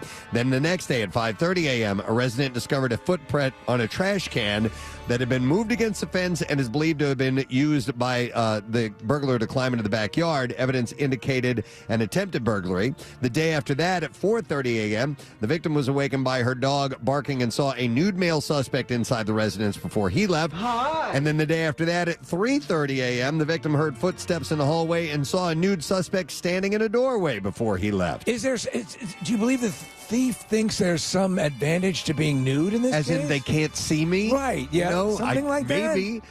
Police described the suspect as a black man of of average build, light or medium complexion. He was between 5'9" and 5'10" inches tall. Investigators believe the same suspect committed all 4 burglaries. All right, this is a pretty grisly story in Oakland. Legs and feet were found in a case among Valentine's Day hearts that had been scattered near a creek at Cesar Chavez Park. They'd been severed from the body by some sort of cutting instrument. It was the second such discovery Oakland had seen in 2 weeks, prompting a homicide investigation that still hasn't produced the name of the victim. It's a befuddling case made even more so by the story police got from the man who made the grisly discovery. He said that he was digging for gold treasure in East Oakland while high on methamphetamine, but felt drawn to the suitcase, possibly by human spirit within, authorities said. Okay, that all tracks. Police were skeptical of the story and say that they're still looking into it. They're also grappling with real-life possibility that there are more severed remains out there waiting to be found. So you're saying the police are not inclined to believe the meth head? The first discovery occurred last February 1st near railroad tracks. The second was near Cesar Chavez Park 2 weeks later, about 3.5 miles from the first. In both cases, the remains were decomposed and appeared that they may have been moved around multiple locations before being discovered. The February 16th discovery was particularly bizarre. The finder told police he stumbled upon the suitcase days earlier while digging for treasure. They found evidence of a hole that had been dug near the creek, but questioned how a pair of legs had gotten unreported for days after the initial discovery. The man was detained and questioned, but ultimately released. Investigators haven't released any more information, nor said if the gender or approximate age of the victim has been determined. Police believe the 2 sets of remains came from the same person, though they haven't determined how the victim was killed. Pretty I understand weird, right? that early prospectors often uncovered suitcases filled with human body parts. Yeah, maybe so. All right, and that is where we will end the bizarre file, my friend. All right, we are at the ballpark, and we're starting to see a little bit more activity. The staff has started to open up some of the kiosks and the restaurants. They got the cage set up for batting practice, which should probably be starting any moment soon. And lucky for us, the wind's blowing right to us from home plate to the outfield, and who knows if we're going to get peppered or not. But you're starting to see the ballpark come to life. Yeah. And this is when things start getting really exciting. Then the moment they let everybody in, then it's Frenchie's fills up, which is the tiki bar right next to us. Yeah. That is the first place you will see immediately. Everybody claims a spot. And then the smell of stadium foods. Oh, my God. And I love that. You know what? I need to walk around and see what the offerings are. What we're going to have for lunch. Yeah, exactly. So choices, tough choices. We got to make them. But it's all part of, and it starts to feel like summertime. Yeah, when you get to a ball game. That's what's so great about being able to set the time aside and coming down here for a visit yourself. So we'll take a break. We'll come back in a second. Lesson, question, trash, music, news. A few minutes earlier than usual, but we're going to bring it to you, and we'll be back in just a moment with all that. Stay with us. Alcohol? Like rubbing alcohol, yeah. No. That's all I She's get. saying It doesn't alcohol. taste anything, but I feel like maybe like vodka? Like a vodka or, something like that. Do you get a burn from it, or? Yeah, like a little burn. Down your throat? Yeah. Okay, then that's why, because it's alcohol. It's vodka. She can taste that it's alcohol, and I get that, because outside of the taste in your mouth, once it goes down your throat, you get this warmness, this heat. Right. Marissa, can I taste that one just to... Hey, Kath, a question for you then, because I know you like to drink wine, and you're pretty particular about your wines. Will you just go buy the cheapest ones possible now? Well, no, what's funny is, because they'll probably give me a headache. Yeah. I was at my brother's house, and, he knows what I like to drink, and he didn't have it. And I go, what is this? He goes, it doesn't matter. Just drink it. You'll be fine. Thunderbird. When friends drop by who can't taste anything, give him the cheapest crap you've got in the house. That's why I reach for the Thunderbird. James Mason approved. All right, here's the next one. This is number 11. You should get something for this. 11. Let's see. There's a reaction. Got a real scowl. She actually did De Niro there for a second. Yeah. You're talking to me? Whatever it is, I'm not a fan. Not so much. Interesting that there are bad tastes that work through. Nick, it's not a bad taste. It's like that vinegar feeling again. Like if so I have no idea. That makes sense for this. Do you want to smell it? Smell it. Smell it. You can smell it. Do you smell something? Yeah. Okay. She's doing De Niro again. I don't like this. I don't know what it is. I don't like it. It's Worcestershire sauce. And you know what? I don't put that on anything. So Okay.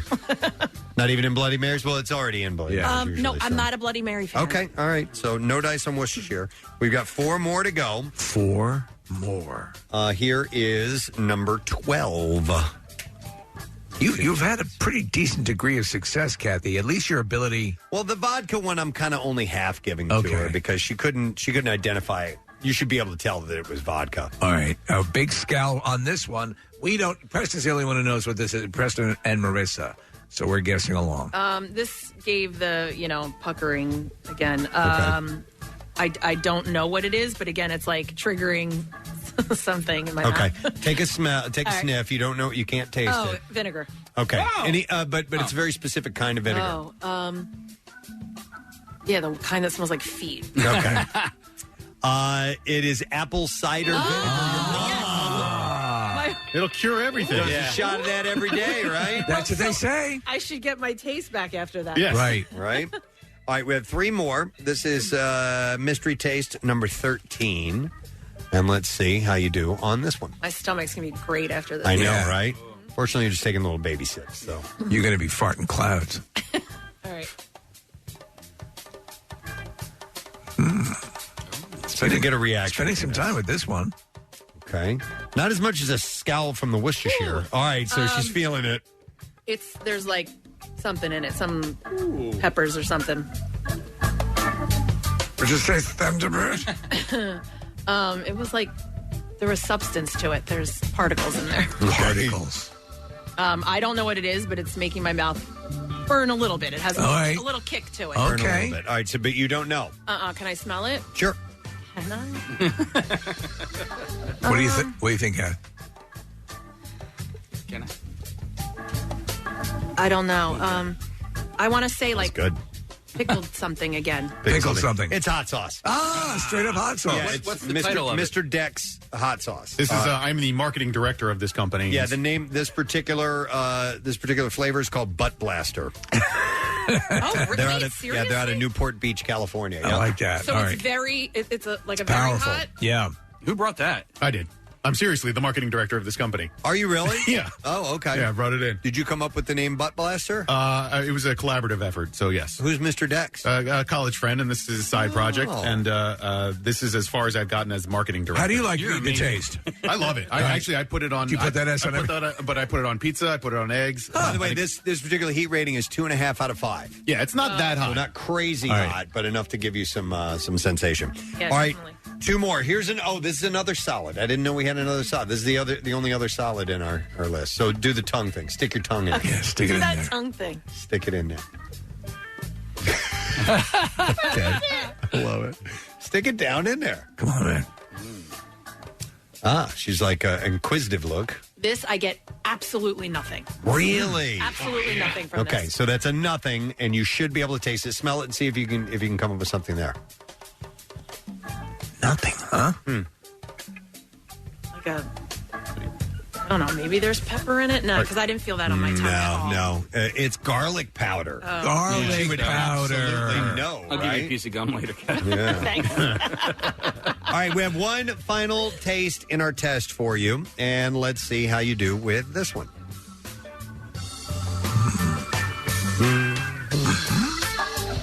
This one, Yes. I also get absolutely nothing. Like it could be water to me. Okay. Like it could, that's the consistency. All right. Take a little bit more. This is the last one. Finish it all off. Put your tongue in it. Go ahead. No, is it going to make my stomach hurt? No, not at all. Not at all. Oh, yeah. Nothing. Nothing. Nothing. I get absolutely nothing. Take a sniff and see if you can tell from that. Not really. I want to say, is it another alcohol? Sauvignon Blanc. Your favorite brand as well. It's Nobilo. Oh, wow. You poor thing. Nothing. That's a shame. Sucks. Oh, man. So, Kat, let me ask you then. Wait, are we done? Can I take the... Yeah, that's it. People will often describe water as not having a taste, but it does have a taste. And so... Kathy can tell those taste differences. And you can tell those taste differences. So water, for you, legit has no taste. What? He's saying that a lot of people describe water as having no taste. Right. You were able, I think I am as well, slightly able to discern between tap and bottled water. Yeah. Yeah, so it so has you a can, taste. But right now. Oh, yeah. It has zero taste. Yeah, probably not. I can't believe I couldn't taste the Nobilo. Oh, that's a bummer. That's crazy. So to review, she got correct and guessed correct and wasn't definitive, though, but said, well, is it chocolate syrup? So you kind of knew what it was, but you really didn't say, oh, that's it. No, none of them I knew 100%. Yeah, all of these were semi. So chocolate syrup, vinegar, apple juice, so the sweets you could get.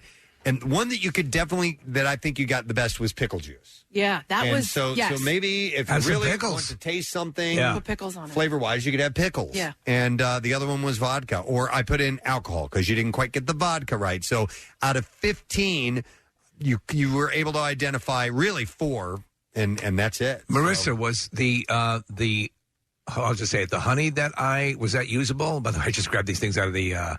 Oh, you know what? I just stopped at 15. We brought so No, many no problem. things, so. It You wanna has... see if you can smell it? The Kathy? honey has a taste to it. Is that like spice There's habanero or there's something? another taste, and I'd be curious if she'd be able to taste... Don't show her the label if you can avoid it. What, like it's It's flavored honey. certain It's got honey? another fruit in it, Oh, and right, I'd be okay. curious if with the sweet stuff you could do it. All right. I won't look. I guess I can. You can look at it. Yeah. Geez. All right. Yeah. All right. All right. Rub it on your sweater. Stick your tongue in it. Yeah, it's going to be kind of hard. Oh, yeah. Did you get it? No. Nothing? Can you taste the sweet of the honey? A little bit.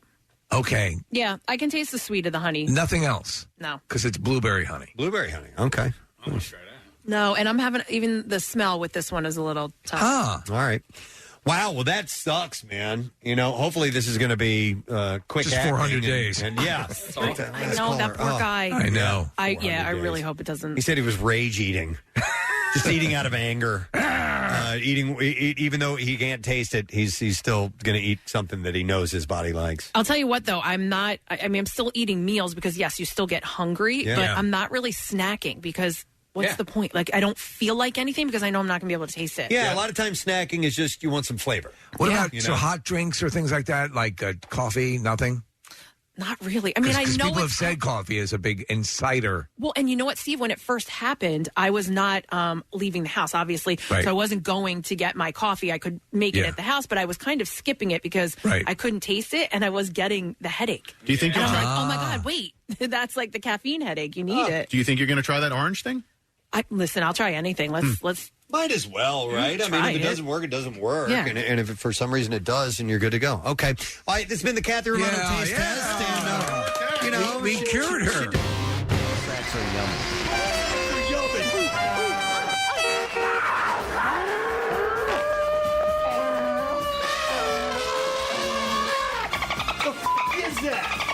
The Flyers lost in an overtime shootout against the New York Islanders last night in South Philly. The team stretched the shootout to 9 rounds, but the Flyers extended their losing streak to 9 games. Oliver Wahlstrom scored in the 9th round of the tiebreaker to lift the Islanders to a 4-3 win, keeping the Flyers winless in January. Casey was looking for the Ferris Bueller clip of 9 times. But we don't have it. It would have been perfect to play it twice this morning during sports. Our buddy Jerry Blabbert, the Geeter, will be joining us. He's got his first show at the Kimmel Center Cultural Campus in years now. Because of COVID, these haven't been happening. So he's going to be super fired up, even more fired up than he usually is.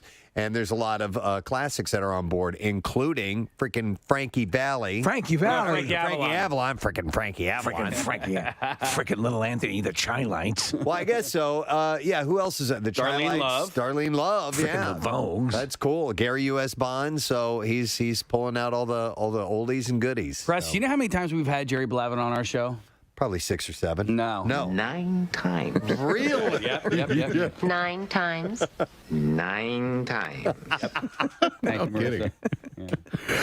I'm glad you got that. Very few times. There are very few moments that we can actually use a clip like that, and today we can use it. I mean, I can't believe the Flyers went 9 entire rounds last night without scoring. I mean, 9. That they didn't score a goal last night. 9 times. Right. All right, so didn't they have a stretch earlier this season where they lost 9 in a row as well? Well, they've lost 9 in a row. 10? Now they've lost 9 before. 9 times. Before they lost 9 times. Yeah. And then last night, 9 entire rounds of the shootout. Wow. Yeah. That's crazy. 9 times. Yeah. But the good news is the Sixers have won 9 of their last 11 games. Oh, 9 times. Yeah. 9 times. 9 times. All right, well, maybe we'll celebrate that the entire day today. It's a beautiful thing. Hopefully we don't get to... I love it! We're going to pray that doesn't happen. Listen, we can't let a Friday go by without talking about some food stories. I want to make sure that we do that now. It's time for the Friday edition of The Connoisseur, the most popular version of The Connoisseur. It'll be a quick one. Today is National Pie Day. Sunday. Oh, is it Sunday? Yes, I just wanted to send that to you so that you were armed with that knowledge. Okay. And we all like pies, don't we? I love pie. Yeah. Well, why I don't have pie enough. No, but why don't they do Pie Day on Pie Day? 314. Yeah. Good question. Yeah, that's it. That's when that should be. You're Do you right. guys prefer pie or cake? Like if you had to choose. Well, it depends on which kind of pie and which kind of cake. All right, so if you're saying, and I understand the parameters in the most general terms. Yes. With the accumulated vast array of pies and the accumulated vast arrays of cakes, I'm going to have to go with cake with the acknowledgement that I adore pie. If you took my favorite cake and my favorite pie and put them in front of me, I would go with the cake. I'd go with the pie. Would you? If it was my favorite pie and my favorite cake, well, it depends. See? I mean, there's What's your favorite pie? Remove a la mode. The first thing that pops in is a great apple pie. Just a well-made apple pie. You just can't beat it. But like a coconut cream pie is freaking God, we have fantastic. such different taste palettes. Oh my God, Nick, I would. Yeah, you hate hot fruit. I would go 100% cake. That's the main reason. Is Clearwater, Florida. Here's Preston and Steve. Mother, what a day we got going on here. As we are at spring training, broadcasting live. Cloud cover, but very, very comfortable. A little bit on the breezy side, and we'll take it, man. I know back home, chance for snow at some point this afternoon, some snow showers. I mean, there's going to be rain, and I think they'll mix in some flurries.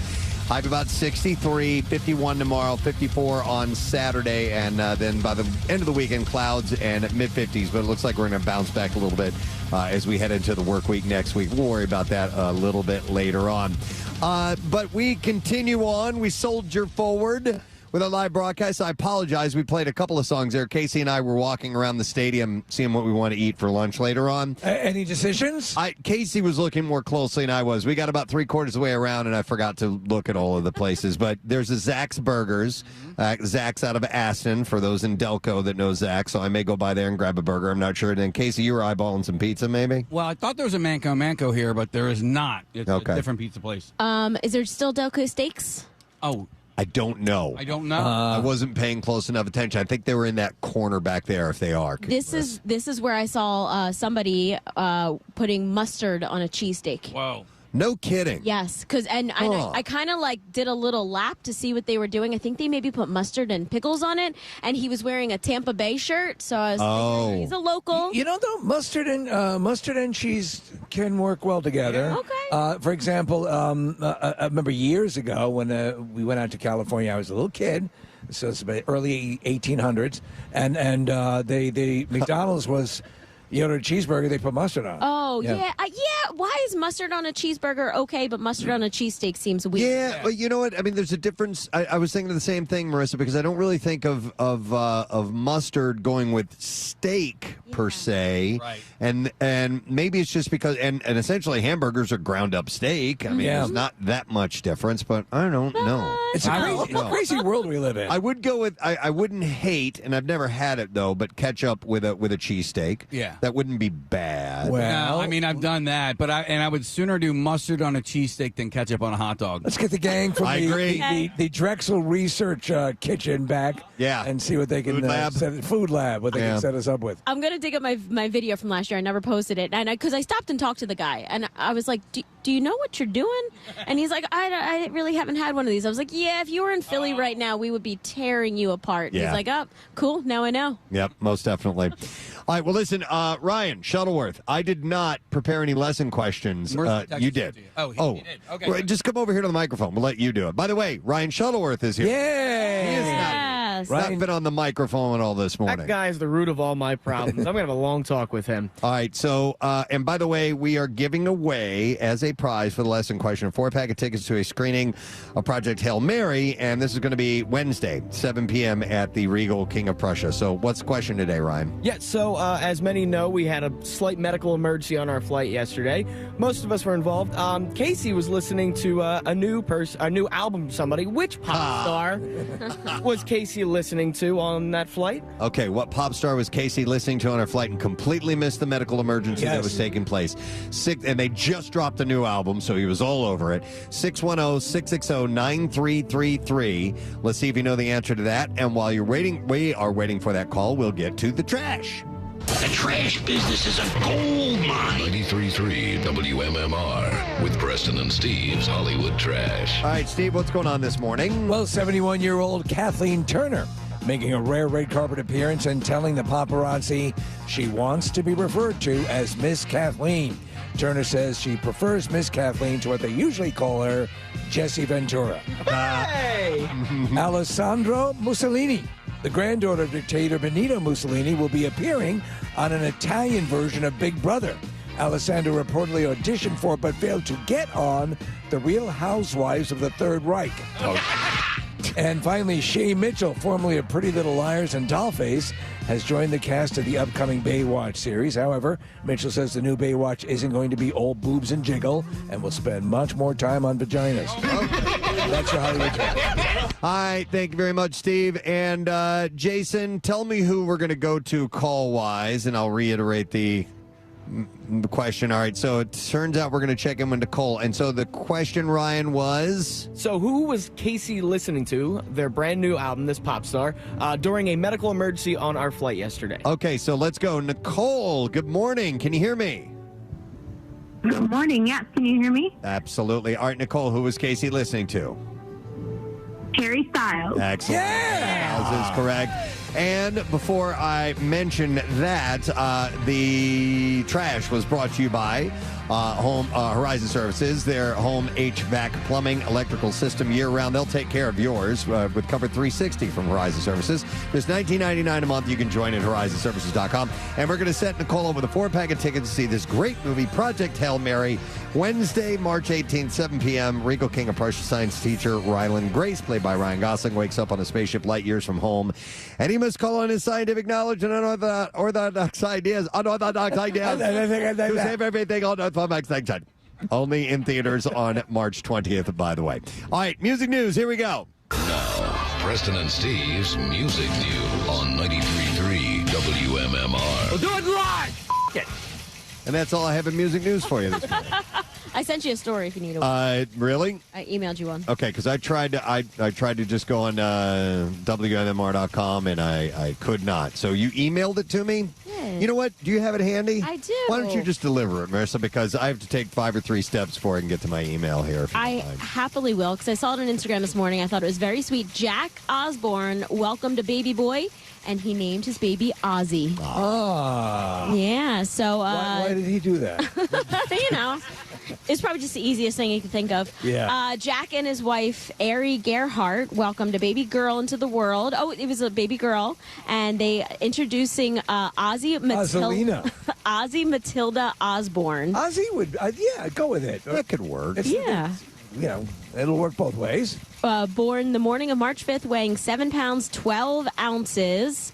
And it's the 5th child for Jack and Gerhardt. They have Pearl, 13, Andy, 10, Minnie, 7, and maybe another boy I can't find. They had that many kids. Maple, age 3. By the way, Ozzy, and I finally got the story sent over, Marissa. Ozzy's name actually is John Michael Osborne. Oh. And he just got, because of the last name Osborne. Yeah. It was a nickname that we were talking about. We had that lengthy discussion about nicknames. Right. So kids had called him that in school and just called him Ozzy, and that's where it stuck. So a little girl named Ozzy. Yeah. I'm trying to, once you start to use a name like that, and it becomes regular, you don't even think twice about it. I love, Charlie as a girl's name. Yeah. Harry as a girl. Harry. Well, listen, as you know, my youngest was Caroline. Yeah. Now goes by Caleb. And at first it was a little bit odd to do that. And just the other night I had a revelation that I thought about the name Caroline, and that now seems odd. So with enough time, if change can be strange and uncomfortable sometimes, but if you just give it a try and you go with it for a little while, you can get used to that type of thing. And it really was a realization for me the other day. So don't be afraid of change. Sometimes do what I do. I run out of the room screaming. You can do that if you're afraid. I get scared. And just get scared. I get scared. Scream and run. That's what you can do. All right, so congratulations to Jack and his family, and that's a sweet tribute. And it sounds like Ozzy knew that he was having one more grandchild on the way before he passed away. I did not. That is, no, that's... The story says you did. I have children? All right, that's all we have in music news. Thank you, Marissa McKnight. Hey, batting practice just started. Beware, everybody. Really? Okay, I thought I heard a crack. Do you know what's amazing? Players on the field, professional players, are protected by a screen. If you see, there's two large screens protecting the pitcher. Yeah, that's true, but not us. No, not at all. We're seeing some guys taking some swings, and the outfielders are shagging the balls out here, and maybe we'll get a live one. I don't know. Let me see one or two more pitches. Does our streaming camera turn around to the field? Well, this camera right here, our guest camera, faces out to the field, so you can definitely see it. All right, there's a bunt. That one's not going to get here, and they're practicing bunts. Has there ever been an out-of-the-park bunt? In the history, it's been over 100 years, so Steve, at some point, maybe somebody had a fluke moment where they bunted one over the center field wall. By the way, home run. Professional athletes, the people that we've been seeing coming through here, and we were talking about Cole Hamels. Dear mother of God. He's in incredible shape. Dear God. And the notion of that's what you see the first thing in the morning, what a different kind of life to lead, Casey, when you're not terrified of brushing your teeth. Speaking of a specimen, a human specimen, who were we talking about earlier? Adolis Garcia. Okay, new member of the team. Yeah. Steve, this guy's arms, you can't, Really? Oh, my God. And the vehicle that he drove in on. You saw his arms. You understand why he has that vehicle. Okay, I've never seen anything like this. It's called, on the back of it, it says, I don't know if it's the model, but it says Apocalypse. Yeah. It looks like something almost out of the Road Warrior. Yeah. Really? Yeah. It's got 4 tires in the back. It's almost like Hummer, a low-riding Hummer type of thing. I've never heard of a vehicle like this. I've never seen a vehicle like this. It's got 6 wheels. Yeah, it's crazy. Yeah. I'll have to show it to you. I got to see that. I took a picture of it, and I'm going to guess it wasn't cheap. No. Probably. He probably got a discount, Yeah. That is super cool. Yeah. So I think if you're if you're a super jacked baseball player, you go contrary. You pull up in like a Prius. Yeah, totally. Yeah, absolutely. But that's awesome. he drove into it deep. All right. Well, anyhow, I think we should take our final break. Yep. Come back in a second, and we will wrap up our program. We'll check in with Matt Cord, letter of the day, word of the week prize, all that stuff. So we'll return in just a moment from Clearwater on MMR. Yeah. A lot of them have some sort of warm fruit in it. So for me, the pies, like if you're talking apple pie, blueberry pie, I love. I'm not a big fan of cherry pie, but Boston cream pie. What about key lime pie? That's my. I love key lime pie, and I don't know, and I love lemon meringue pie. Okay, let me throw this at you. Pies are made with more love than cake. Yo, I think that's how can you say that? What a horrible thing to say. Nope, I know it's made with disgusting hot fruit. You call that love? To me, it just seems I like think pies are no. just kinda It's more difficult to make a pie. I think than I believe than a wonderful cake. I think there's disagree. more love in a pie than there is in a cake. I disagree. You know, listen, especially if you pleasure yourself. If cake it's is all homemade, willy-nilly. maybe, but no.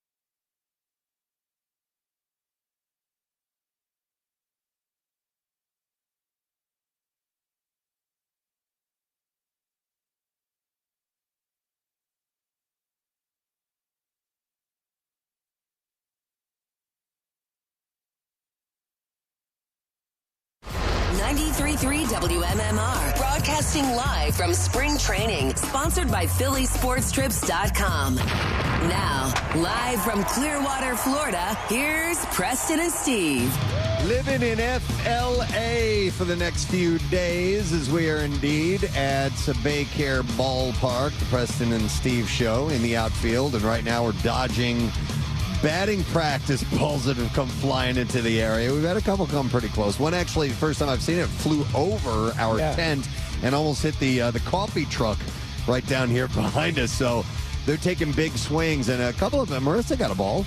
I did. One of the awesome attendants over here handed it to me. I had to say hi to another attendant who he was doing laps, kind of like a mall walker. Yeah. Walking the whole concourse. And by his second lap, he started streaming the show. And so every time you come by, he's like, you guys are really good. Oh, that's awesome. Hey, John, you're somewhere over there walking around. New fan. Happy to hear that. We're starting to see the all the attendants, all the ushers, and everybody getting everything of the final touches done. They haven't opened the gates just yet for the game, but that'll be coming shortly. And then you see the mad rush of all the people coming in and filling in. Mm-hmm. And you know what? I was telling Casey, I'm glad it's actually kind of an overcast day today. I love the Florida sunshine, but when it's beating down on you, you can do a number and you get sunburn and all that stuff. But so it's breezy and it's a little cloudy, but it's like 72, 75 degrees, somewhere in that range. It's right in the zone. We were just taking a picture. The sun came out, and you could feel like the bake start to begin, and then it went behind the clouds again. So I agree. So playing the Blue Jays, we're looking forward to the game today getting underway in a little while. We had a great time with our guests this morning. We started off with Orion Kirkering, who we had never had a chance to talk to before. Super nice guy. Yeah, great. Very friendly, easy to chat with, and he's looking forward to the season and has given us some insight into what the younger end of the team's stars are thinking these days. And how old is he, Preston? He's same age as my son. It's adorable. My oldest son. And I realized it right before the interview started. I'm like, whoa, man.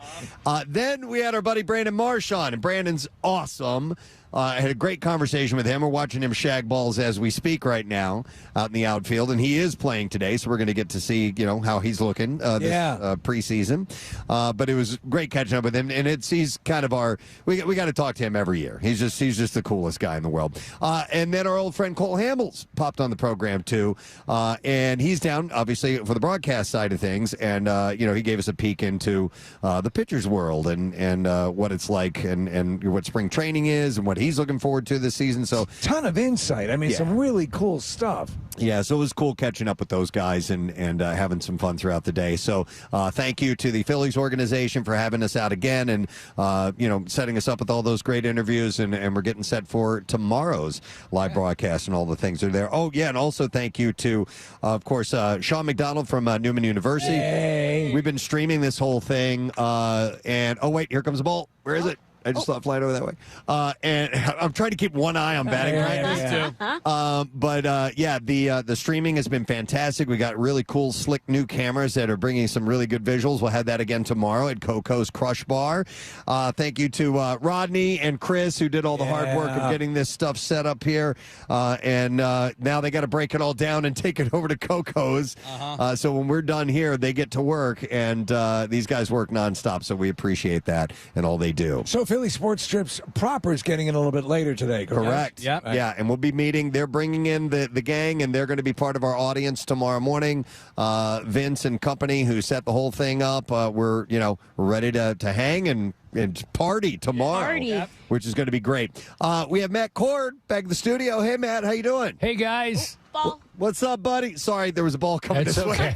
That's All of a great. sudden, I see Marissa's husband, Matt, comes walking over this way. He's like our human shield right now. He's to try and block us from these balls.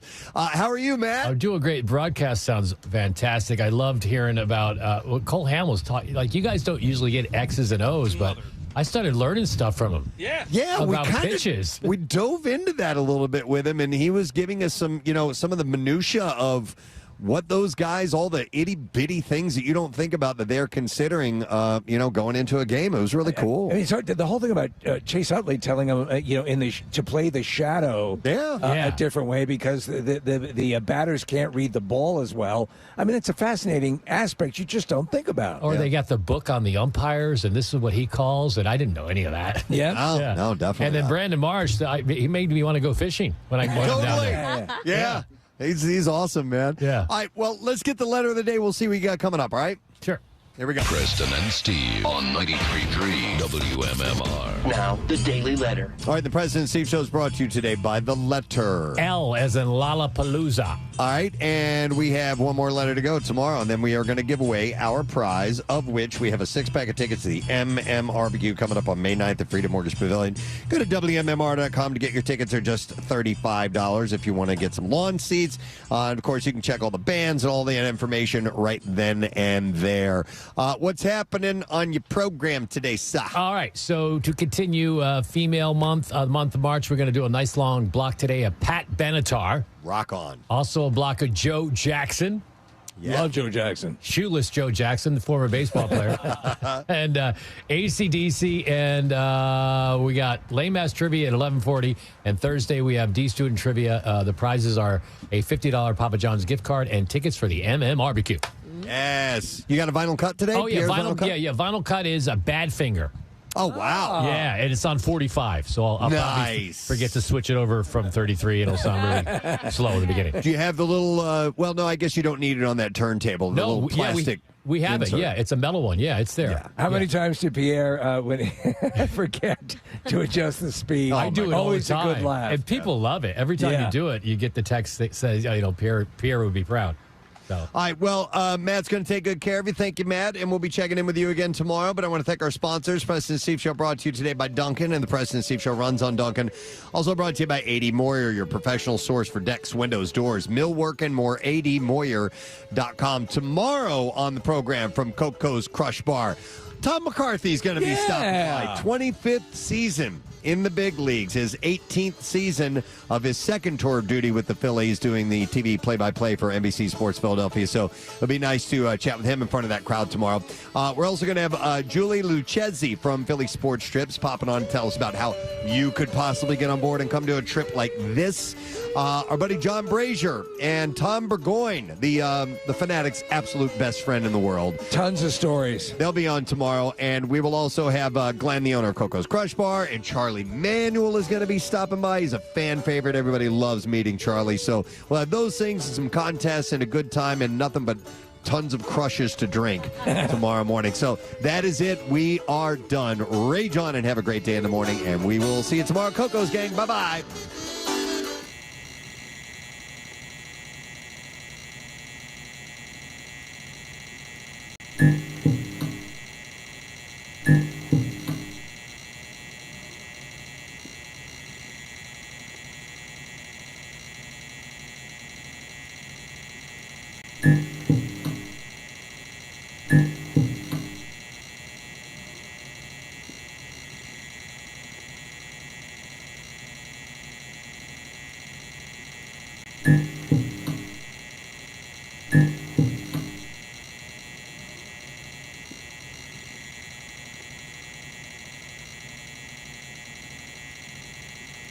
Mm-hmm.